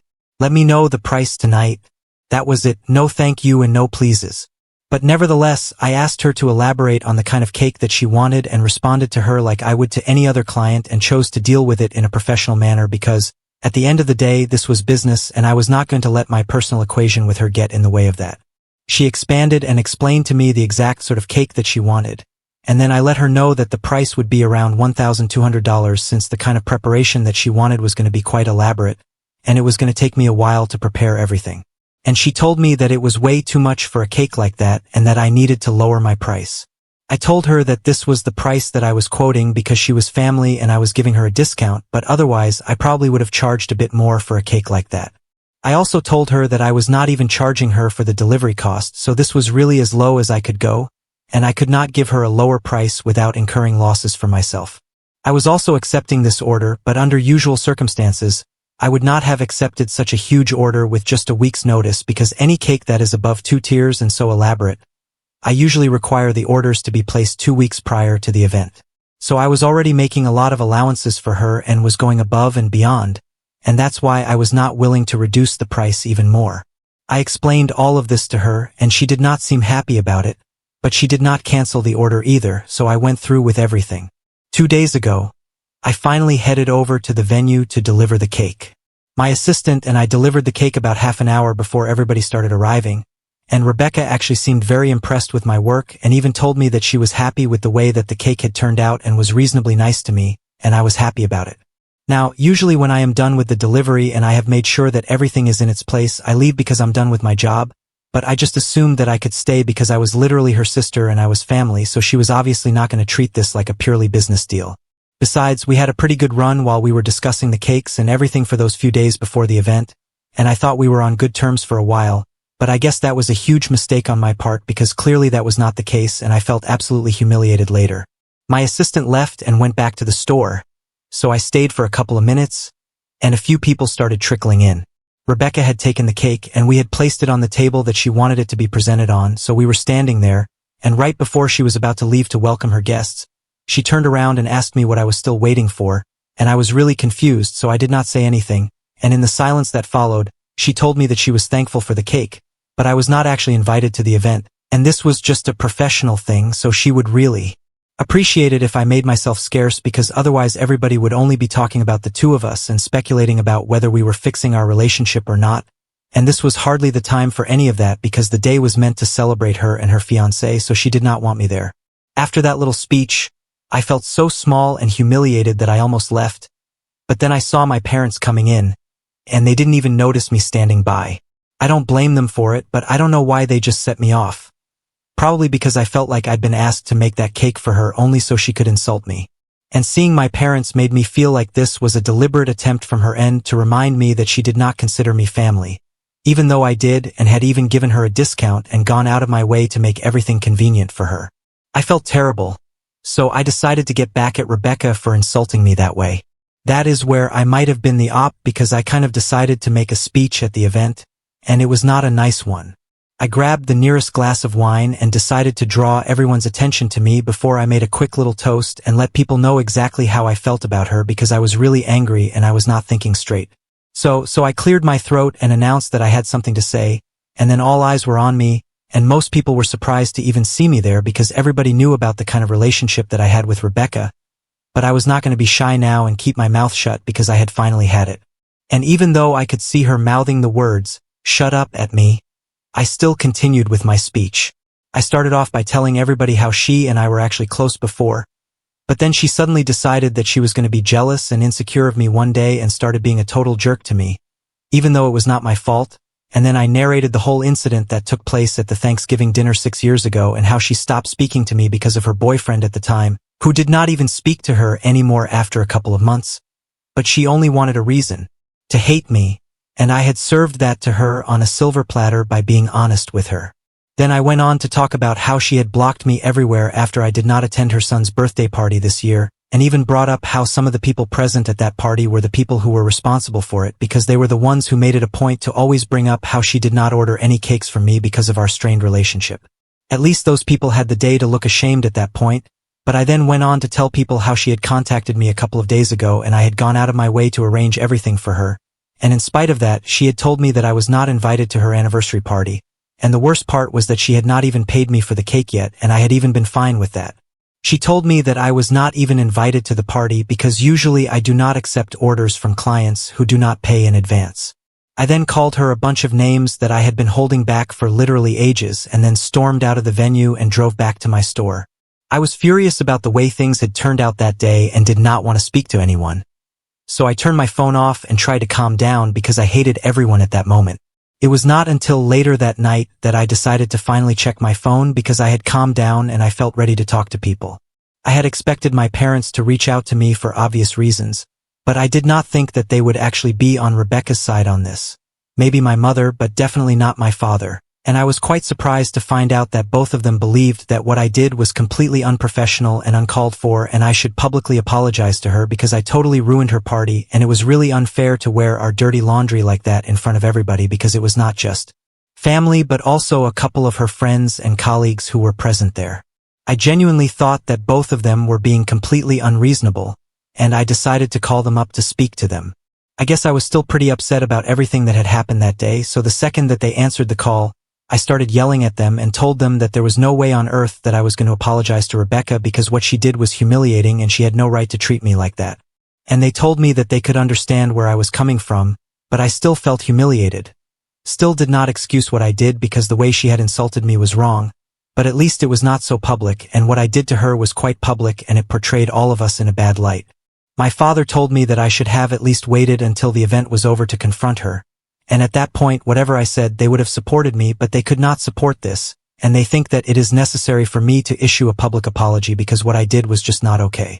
And I did not agree with that, so I got into a fight with my father as well, and now nobody from the family is talking to me anymore.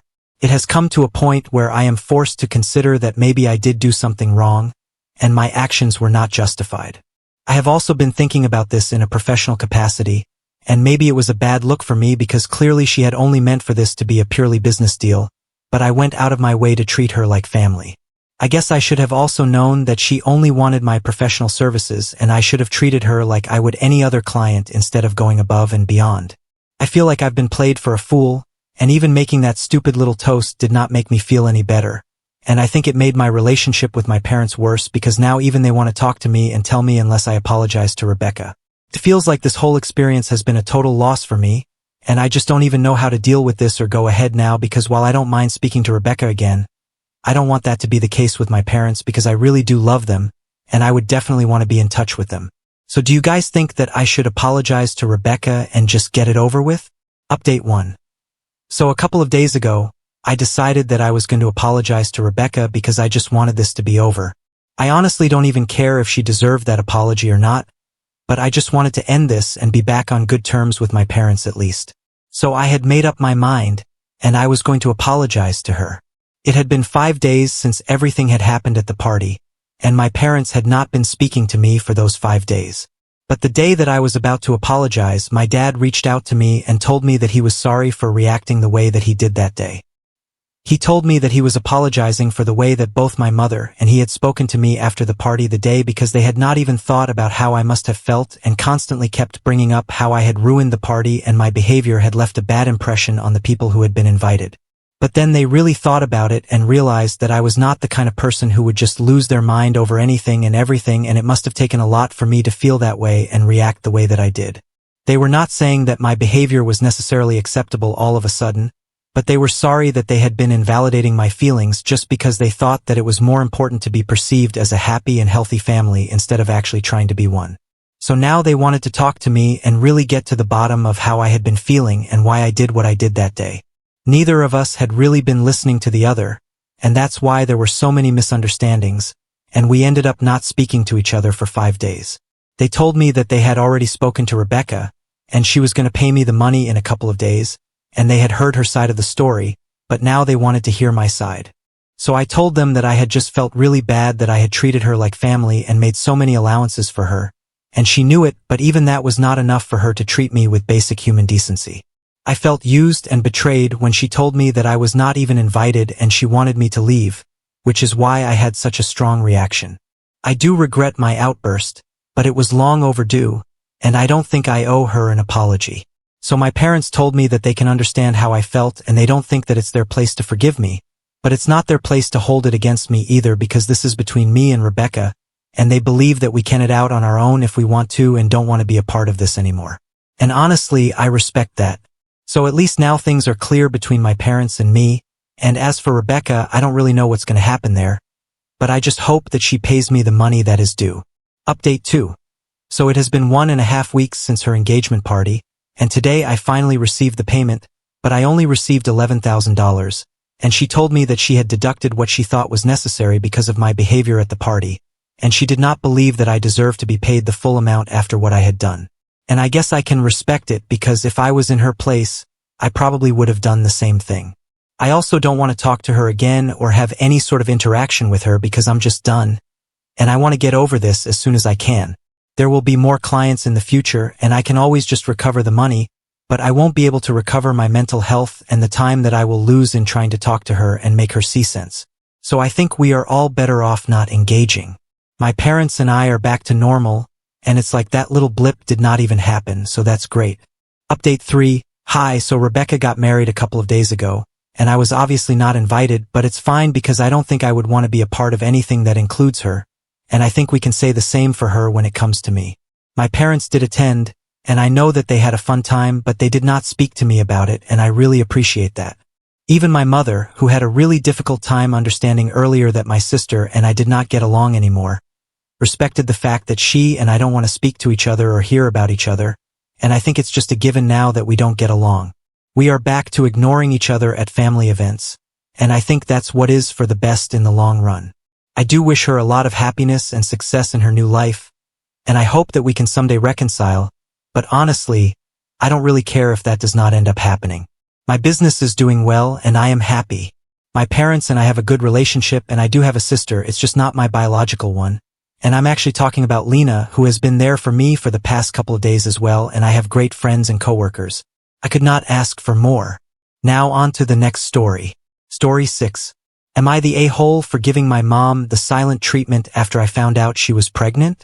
I will try to be as direct as possible. I, 20-year-old female, always had a complicated relationship with my mother throughout my childhood. She always had problems with addiction. Basically, what I remember from my childhood with her is living with her until things got so bad that our family had to step in, moving in with them, my mom getting better, then moving back in with her only for her to get worse and the cycle to start all over again. However, since I was 13, I live with my uncles. They are incredible, and they have always been the parents I needed. But since then, my mother has not asked me to stay with her again. My uncles always explained that she had a disease, and her leaving me with them was proof of her love for me. You can imagine that my relationship with her has always been complicated. But I've always tried to understand that this is something that is out of her control. In the last months, she's been on a good streak again, stopping all that. She's moved in with a new boyfriend, and he seems to be someone that wants to help her out. We don't see each other much, but I try to call her at least every 15 days, and my parents always try to report to me about her improvements. However, last week, after a long time, she was the one that called me and asked me to go out. I tried not to get too excited because I already know what she's like, but at the same time, I was happy. When we met, she explained how her boyfriend has helped her to cut 100% contact with anyone who influences her to go back to addiction and how she wants to be a better person. She even started therapy and went to rehab for a while. I said I was very happy and asked what finally motivated her to make that decision. And then she told me that he helped her, but that the big motivator that gave her strength is that they decided to start a family and that she wanted to meet me in person to let me know that she is pregnant. She said she needed to be better to be present, and that is what is helping her focus on recovery. It hurt me. You know that they were worth it, but I wasn't. I decided to leave before our lunch was even over and ignored all forms of contact from her thereafter. As people say, if you don't have anything nice to say, don't say anything. However, yesterday her boyfriend called me. I answered because I didn't have his number saved, and he started yelling at me. He said I was an a-hole for him. I would never have contact with his family because apparently, no one knows where my mom is, and what hindered her improvement was my attitude. My grandparents are also angry with me and said that I am very irresponsible and that I didn't have emotional responsibility with someone very vulnerable. My parents said I didn't do anything wrong, but I have my doubts. Am I the a-hole? Top comments. What hindered her improvement was my attitude. No, what hindered her improvement was her choices. For years, she chose drugs over you. Now she's choosing to have a baby, and you understandably feel that she is choosing the baby over you. You are 15. You do not have any emotional responsibility here. Your mother is an adult who has made a lot of poor choices. She needs to understand what her choices have done to you. You don't need to make her feel better about anything. It is not your responsibility to help her improve. That's all on her. Not the a-hole. Not sure where I got 15 from. The rest still stands. I agree absolutely 100%. The choices she made are entirely on her. You are not responsible for her well-being. She let you down repeatedly. She continues to do so. If she is relying on you for any kind of emotional support, she is not ready to have a baby. Regardless, I would say her bringing a baby into the world is a recipe for disaster. You have not the slightest bit of responsibility to her for anything. Please do not listen to anyone lay any kind of guilt trip on you. You do not deserve it. I'm wishing the best for you. Your uncles are your real parents, as you know. Consider blocking anyone who blames you for your mother's wretched choices. Absolutely not the a-hole. Now on to the next story. Story 7. Am I the a-hole for telling my fiancé his best friend can't be his best man? I know how it sounds. My fiancé, 29-year-old male, is an amazing guy. Sweet, funny, attractive, and hardworking. Our 29-year-old female was impressed with him from the moment I met him, and we've been together 6 years. We are devoted to each other and working toward building our shared life. We each put a percentage of our earnings into 2 funds. One for our wedding, which is a year away, and another for a down payment on a home. We each pay the same percentage, but I pay a much larger amount because I went into a higher income field. We've budgeted it out pretty well. At this rate, we'll have enough to buy a home around the same time as our wedding is planned. As to the wedding, we both wanted a small one, and my fiancé and I decided to have a destination wedding. We are paying for the entire wedding ourselves. My family's pretty poor, so I've also been saving a portion of my remaining paycheck to be able to pay for all of them to come to the wedding for free. I'm also paying for one of my bridesmaids who went into teaching and doesn't make much. My fiancé wouldn't really have the disposable cash to do that, but his family can afford to pay. Somewhat wealthy and is happy for the vacation. The problem arose last week. My fiancé's best friend, Tom, 30-year-old male, who he asked to be his best man, got in an accident. It was likely entirely his fault as he was riding his motorcycle drunk. He suffered significant injuries, is going to have some major medical bills, and admitted to my fiancé he doesn't think he can afford to come. My fiancé wants to pay for him several $1,000s and lend him money to help cover his medical bills, but especially with everything going on, my fiancé does not have and is unlikely to be able to get the money to do either. I could afford to do both, but I don't want to. Truthfully, I can't stand this friend. He often rides or drives drunk, does not have a job, makes snarky comments about my fiancé that he insists are just jokes, but that I know actually affect my fiancé, and lives in his parents' basement while ignoring their well-being.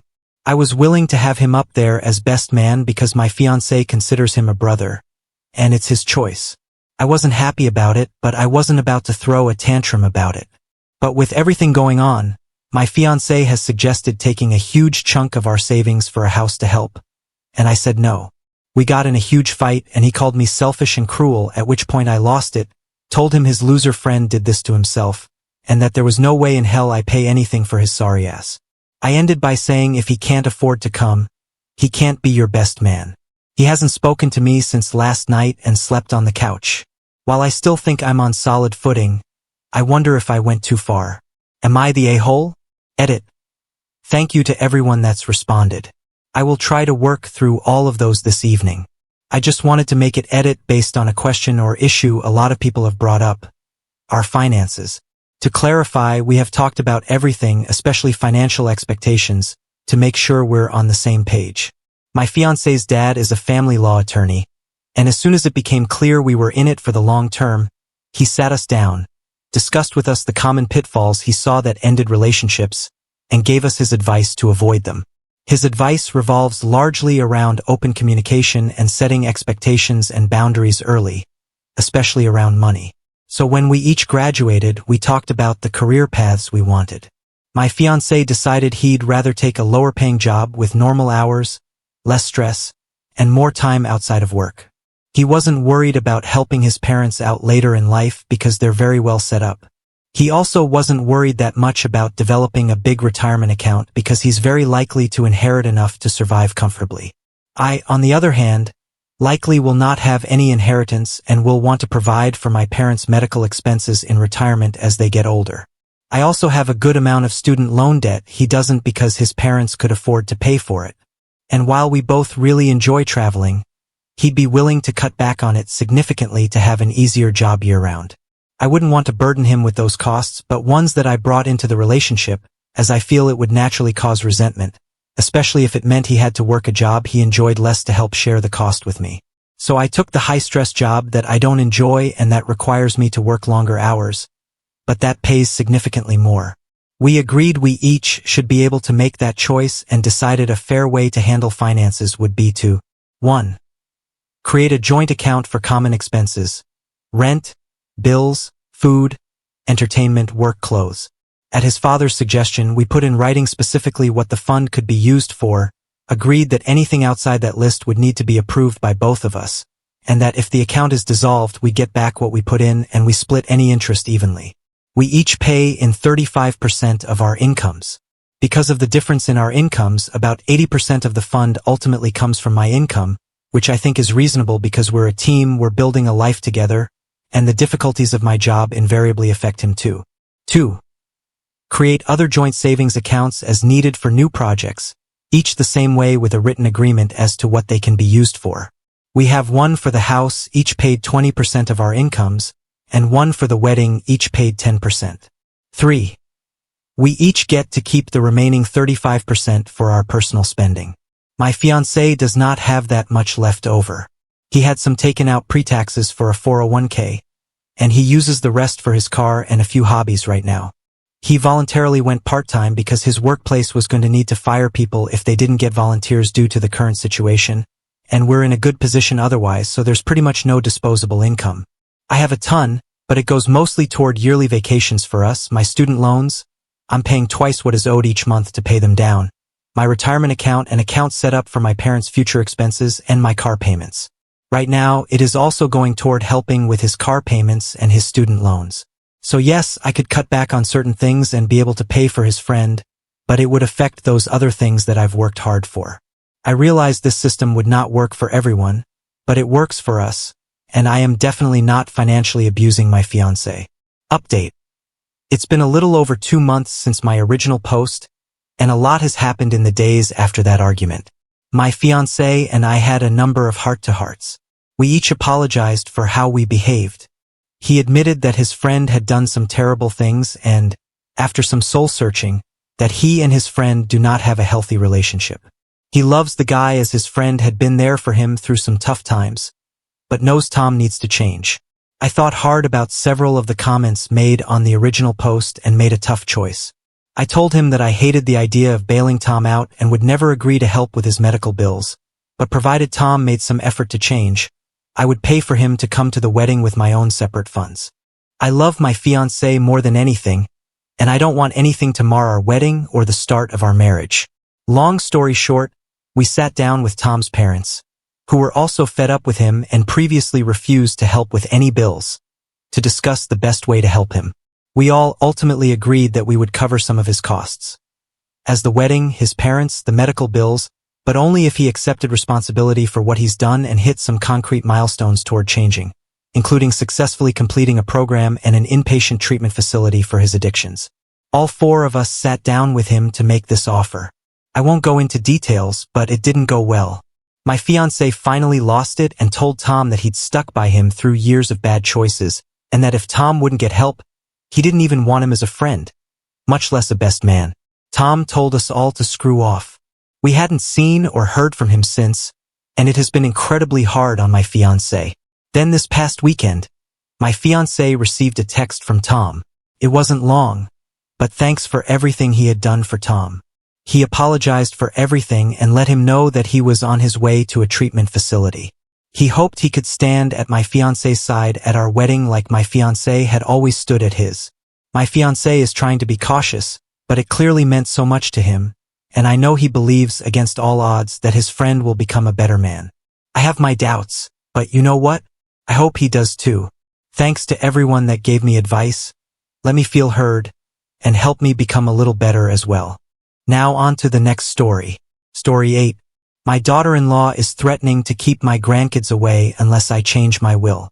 She tells my son, John, this, and so I ask my son about it, and he is shocked as he never said it. I never thought I'd be in this situation, but here I am, feeling lost and desperate for advice. I'm 68 years old, and my wife, Linda, is 65. We've been married for 45 years and have 2 children. Our son, John, 42, and our daughter, Sarah, 39. We've always been a close-knit family, supporting each other through thick and thin, but now it feels like everything we've built is being threatened. Some background. John has been married twice. His first marriage was to Lisa, his high school sweetheart. They were together for 15 years and had 2 children, Emma, 12, and Jacob, 10. Lisa was a wonderful woman, kind-hearted and full of life. She was a pediatric nurse, and her patients adored her. We loved her like a daughter. 5 years ago, our world was shattered when Lisa was diagnosed with aggressive breast cancer. The next 2 years were a blur of hospital visits, chemotherapy sessions, and hope mixed with despair. Through it all, Linda and I tried to be there for John and the kids as much as possible. We practically moved in with them, taking care of Emma and Jacob while John and Lisa went to doctor's appointments and treatments. Despite everyone's best efforts, Lisa passed away 3 years ago. It was devastating for all of us, but especially for John and the kids. Emma was only 9 at the time and Jacob was 7. They were old enough to understand what was happening, but too young to fully process it. John was a wreck. He threw himself into his work as a geological surveyor, taking on more remote assignments that kept him away from home for long stretches. During this time, Linda and I stepped up even more. We often had Emma and Jacob stay with us on weekends or during school breaks. We tried to provide stability and love, knowing how hard it was for them to lose their mom. We'd have movie nights, bake cookies together, go on nature walks, anything to keep their spirits up and let them know they were loved. 2 years after Lisa's death, John met Megan, 38, through a mutual friend. She was divorced with 2 children of her own, Olivia, 8, and Ethan, 6. John was hesitant at first, feeling guilty about moving on, but we encouraged him to give it a chance. We could see how lonely he was, and we thought having a partner might help him heal. Megan seemed nice enough when we first met her. She was a kindergarten teacher, which we thought was great since she'd understand children. Her kids were sweet, though understandably a bit shy at first. We tried to welcome them into the family, inviting them to Sunday dinners and including Olivia and Ethan in our activities with Emma and Jacob. John and Megan dated for about a year before getting married last year. It was a small ceremony, nothing like the big wedding he'd had with Lisa. We could tell he was still carrying a lot of grief, but he seemed happier with Megan in his life. The living situation is a bit complicated because of John's job, which often takes him away for 3 to 4 months at a time. John and Megan live separately from us, about an hour away. This arrangement allows Megan to stay close to her job and the kids' schools when John is away. Megan often brings all 4 kids to visit us, which we've always enjoyed. Things seemed to be going well, or so we thought. There was some tension between the kids at first. Emma and Jacob were used to having us to themselves, and suddenly they had to share with Olivia and Ethan, but we did our best to make everyone feel loved and included. We take all 4 kids to the zoo or have backyard barbecues where everyone could play together. The problem started about 6 months ago. It was subtle at first. Megan began making comments about how all the grandkids should be treated equally. At the time, we didn't think much of it. We assumed she was just trying to make sure Olivia and Ethan felt welcome in the family. But then the comments became more frequent and more pointed. She'd mention how expensive it was to raise 4 kids or how she was worried about saving for all their college funds. We sympathized. We know raising kids isn't cheap. We even offered to help out more with things like school supplies or extracurricular activities for all 4 kids. Looking back, I think that's when Megan started to see us as a potential solution to her financial concerns. She began asking more questions about our retirement plans, our investments, even our life insurance policies. Again, we didn't think too much of it at the time. We chalked it up to her being worried about the future, especially given John's dangerous job. Last month, everything came to a head. Megan came over for coffee while John was away on a work trip. It was just a regular visit, or so we thought. We were sitting in our sunroom, the same place where we'd had so many heart-to-hearts with John and Lisa years ago. Megan seemed nervous, fidgeting with her coffee cup. Finally, she took a deep breath and asked us point-blank how we were planning to divide our estate. We were taken aback. It's not something we discuss casually, especially not with our daughter-in-law, but we decided to be honest. We told her that our current plan was to split everything equally between John and Sarah, with the understanding that they would provide for their own children. Megan's reaction was not what we expected. She got very upset, her face turning red as she argued that it wasn't fair to Olivia and Ethan. She said they deserved an equal share with Emma and Jacob. We tried to explain gently that we love all the kids, but Olivia and Ethan have their own grandparents and family to inherit from. That's when things got really heated. Megan told us that John had already agreed that all 4 kids should get equal shares. She claimed he was planning to talk to us about it, but hadn't found the right time. Then she dropped the bombshell. If we didn't agree to change our will, she would limit our access to Emma and Jacob. I felt like I'd been punched in the gut. These were the grandchildren we'd helped raise, who we'd comforted through the loss of their mother. The thought of being cut off from them was unbearable. Linda was in tears by the time Megan left, slamming the door behind her. We spent the next few days in a daze trying to figure out what to do. We couldn't believe John would agree to something like that without talking to us first. It didn't sound like him at all, but then again, people change. Maybe Megan had more influence over him than we realized. Finally, I decided to call John. It took a while to reach him due to his remote location, but I finally got through. I told him about the conversation with Megan and asked if it was true that he wanted us to change our will. John was shocked. He denied ever having that conversation with Megan and said he would never ask us to do that. He was furious that Megan had threatened to keep Emma and Jacob away from us. John promised to talk to Megan as soon as he got home and sort things out. That was 2 weeks ago. John got home a few days ago, and I know he planned to confront Megan about all this, but we haven't heard anything yet, and I'm worried about what might happen. The thought of losing access to Emma and Jacob is killing us. They've already lost their mother. We can't bear the thought of being cut out of their lives too. I don't know what to do. Should we give in to Megan's demands to keep the peace? Should we stand our ground? Is there a compromise that could work for everyone? The thought of changing our will under duress doesn't sit right with me, but neither does the idea of losing our grandchildren. Any advice would be appreciated. Update 1. It's been about a week since my last post, and a lot has happened. First, I want to thank everyone for their advice and support. It really helped us feel less alone in all this. The day after I made my post, John called us. He had finally had a chance to talk to Megan, and it didn't go well. According to John, when he confronted Megan about her conversation with us and the threats she made, she initially tried to deny it. When John pressed her, she broke down and admitted to everything.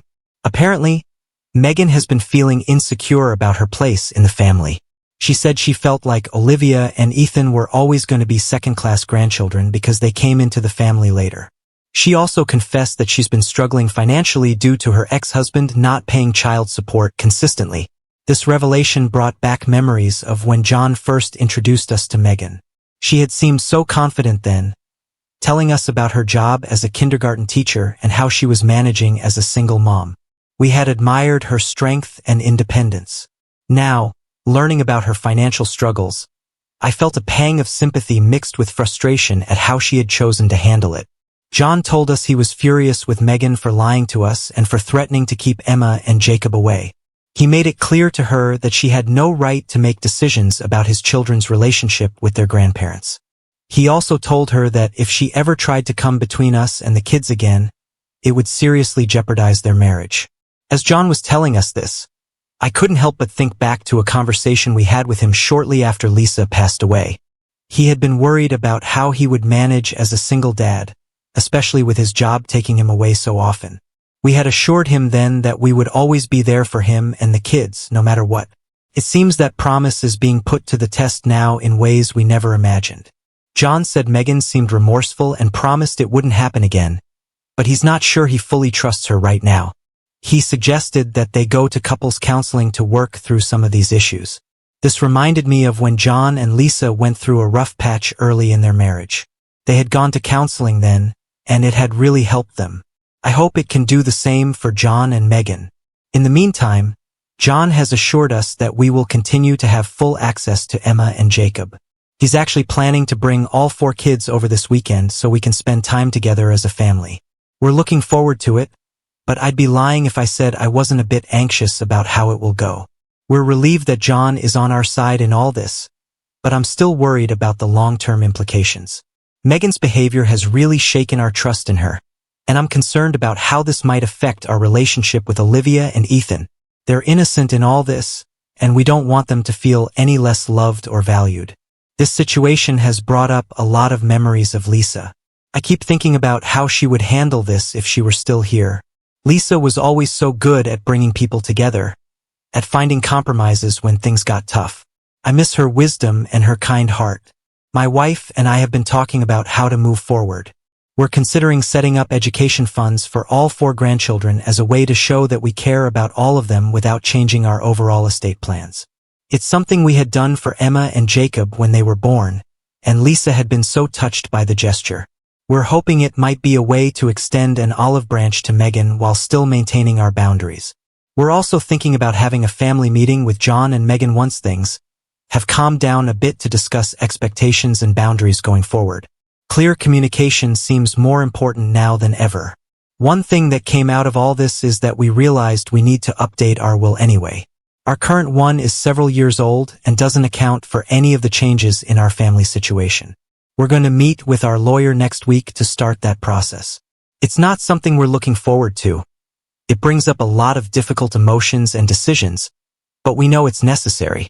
I'm still processing everything that's happened, and I'm not sure what the future holds for our family dynamics. But for now, I'm just grateful that we'll be able to see Emma and Jacob this weekend. I'm hoping that spending time together as a family might help start the healing process. As I sit here writing this update, I find myself looking at old family photos on the mantelpiece. There's one of John and Lisa on their wedding day, both of them beaming with happiness. Next to it is a more recent one of John with Megan and all 4 kids at a park.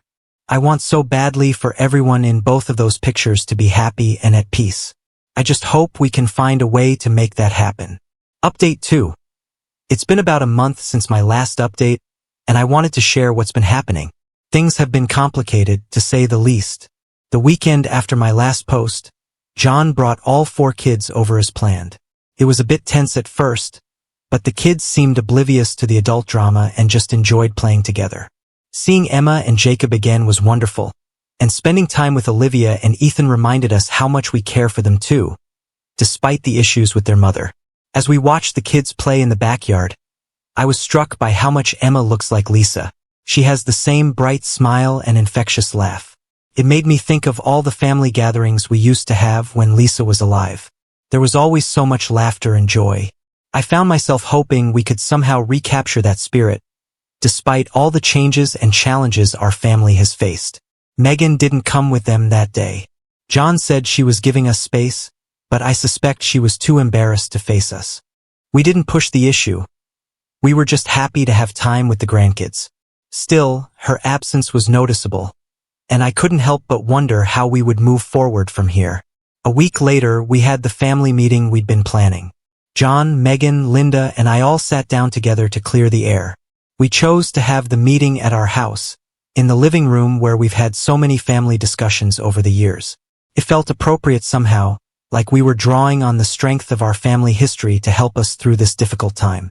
It was a tense and emotional conversation, to say the least. Megan apologized for her behavior, saying she had let her insecurities and financial worries get the better of her. She swore she never really intended to keep the kids from us and that she regretted ever saying that. As she spoke, I could see the mixture of shame and fear in her eyes. It reminded me of when Sarah, our daughter, had come to us as a teenager after making a big mistake.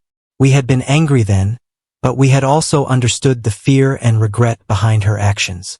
We told Megan how hurt we were by her actions and how it had damaged our trust in her. Linda, usually the more reserved of us, spoke up strongly about how devastating it had been to think we might lose access to Emma and Jacob. She talked about how we had been there for them through the loss of their mother and how the thought of being cut out of their lives was unbearable. We also talked about the inheritance issue. We explained our reasoning for our current plans and listened to Megan's concerns. In the end, we came to a compromise. We're going to set up education funds for all 4 grandchildren, as we had been considering. We're also going to include provisions in our will to ensure that if anything happens to John, there will be resources specifically designated for Olivia and Ethan's care. It's not the equal split Megan initially demanded, but she seemed satisfied with this solution.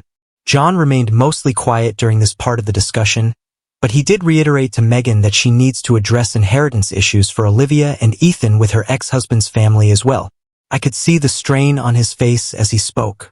It reminded me of how he looked during Lisa's illness, torn between different responsibilities and worries. We also set some ground rules for the future. We made it clear that any issues or concerns should be discussed openly and honestly, without threats or manipulation. We emphasized that all 4 grandchildren are important to us, but that doesn't mean everything has to be exactly equal all the time. It was a difficult conversation, but I felt like we were finally starting to communicate honestly with each other. Since that meeting, things have been better, but not perfect. Megan has been making an effort to be more inclusive, often offering to bring Olivia and Ethan over when she brings Emma and Jacob to visit. We appreciate the gesture, but sometimes it feels a bit forced. I can't help but compare it to how natural and easy things were with Lisa, but then I remind myself that it's not fair to make that comparison. Every family dynamic is different, and we need to give this new arrangement time to find its own rhythm. John and Megan have started couples counseling. John says it's helping them communicate better, but he's also confided in me that he's still struggling to fully trust Megan after what happened. He's committed to making their marriage work, especially for the kids' sake, but I can tell it's been tough on him. It brings back memories of when he and Lisa went through a rough patch early in their marriage. They had come out stronger for it, and I hope the same will be true for John and Megan. As for us, we're trying to move forward. We've had several good visits with all the grandkids, and we're making an effort to build stronger relationships with Olivia and Ethan. It's not always easy. There's still an undercurrent of tension sometimes, but we're doing our best. Last weekend, we took all 4 kids to the local science museum. Watching them explore the exhibits together, their eyes wide with wonder, reminded me of why we're working so hard to keep this family together. We met with our lawyer and have started the process of updating our will. It's forcing us to have some difficult conversations about the future, but I think it's necessary. As we went through our assets and discussed various scenarios, I found myself thinking about the legacy we want to leave behind. It's not just about money or property. It's about the values we want to pass on to our grandchildren. One positive outcome of all this is that it's brought Linda and me closer together. We've spent many late nights talking about our family, our hopes, and our fears. It's reminded me of the early years of our marriage when we would stay up dreaming about our future together. Now our dreams are focused on our children and grandchildren, but that sense of partnership and shared purpose is stronger than ever. I'm still not sure what the long-term effects of all this will be on our family. There's a part of me that wonders if we'll ever fully get past it. The trust that was broken isn't easily repaired, and I find myself watching Megan more closely than I'd like to admit. But then I see moments of genuine affection between her and John, or I watch her patiently helping Jacob with his homework, and I'm reminded that people are complex. We all make mistakes, and we all deserve the chance to make amends. Last night, Emma called us out of the blue. She just wanted to chat about her day at school and tell us about a book she's reading. As I listened to her excited chatter, I felt a wave of gratitude wash over me. Despite all the drama and uncertainty, we still have these precious connections with our grandchildren. For now, we're taking it one day at a time and focusing on what's most important: being there for all of our grandchildren. We're trying to create new family traditions that include everyone. Next month, we're planning a big family camping trip. It's something we used to do with John and Sarah when they were kids, and we're hoping it will be a chance for everyone to bond and create some positive memories. As I write this, I'm sitting in our backyard watching the sunset. The tire swing that John used to play on as a child is still hanging from the old oak tree. Now it's where Emma and Jacob and sometimes Olivia and Ethan play when they visit. It's a reminder that while things change, there's also continuity. Our family has been through tough times before, and we've always come out stronger. I have to believe we'll do the same this time. I don't know what the future holds for our family. There are still many unresolved issues and hurt feelings to work through, but I do know that we'll face whatever comes next together with love and patience. After all, that's what family is all about.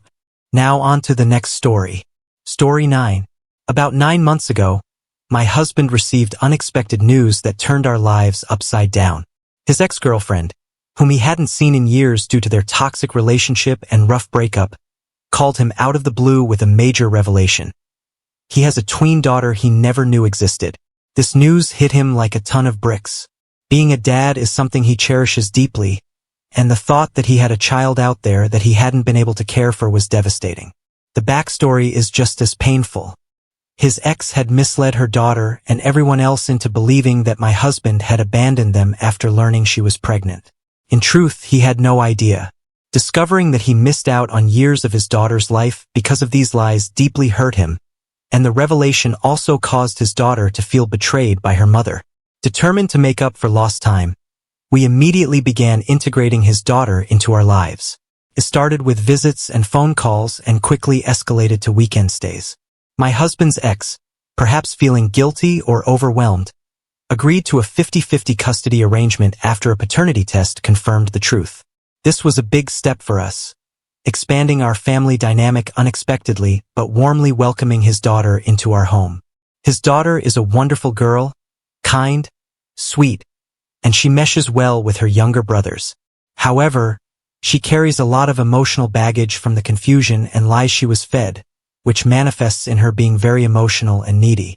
She struggles in school and requires a lot of support to navigate her complex feelings about her mom and integrating into a new family. My husband has thrown himself into being there for her. Their bond has grown quickly and intensely, which is beautiful but also challenging. He's driven by a desire to compensate for the time they lost, which I understand, but this intense focus has shifted the family balance significantly. This shift has been hard on our sons. They are young and don't fully understand why their dad suddenly has less time for them. My husband tries to make special time for his daughter, which often leaves our boys feeling sidelined. This was highlighted when our eldest broke down in tears, feeling excluded from their outings. My husband was remorseful and promised to involve everyone more, but old habits are hard to break. Even during weeks when his daughter isn't with us, he spends a lot of time on FaceTime with her, which means I end up handling much of the childcare and bedtime routines alone. Last night, after another instance where my husband asked me to handle bedtime alone so he could FaceTime his daughter, I reached my limit. I confronted him about neglecting our sons. His reaction was visceral. He got angry, argued that I wasn't being fair, and insisted that this intense focus on his daughter was temporary, just until she felt secure in our family. He argued that I needed to be more understanding of the situation. He did apologize for yelling, but not for the sentiment behind his words. Since then, there's been a cold tension between us. I regret accusing him of neglect, especially since I know he's racked with guilt over his daughter's past. But at the same time, I'm genuinely concerned about the emotional impact on our sons and the strain on our marriage. This situation has forced me to reflect on our family dynamics and my own feelings. I'm trying to support my husband and his daughter, but I also need to advocate for our sons and the health of our family as a whole. It's a delicate balancing act, trying to support everyone's needs without neglecting my own. So here I am, sharing this with you all, hoping for some insights or advice on how to navigate this complex situation. How do I support my husband in his reunion with his daughter while also ensuring our sons don't feel left out? How do we maintain a healthy family dynamic that includes everyone and addresses all their emotional needs? So, am I the idiot? We have reached the end. If you enjoyed this video, please be sure to like and subscribe to the channel for more videos like this, and give us your thoughts about the stories in the comments section. Thank you and see you in the next video.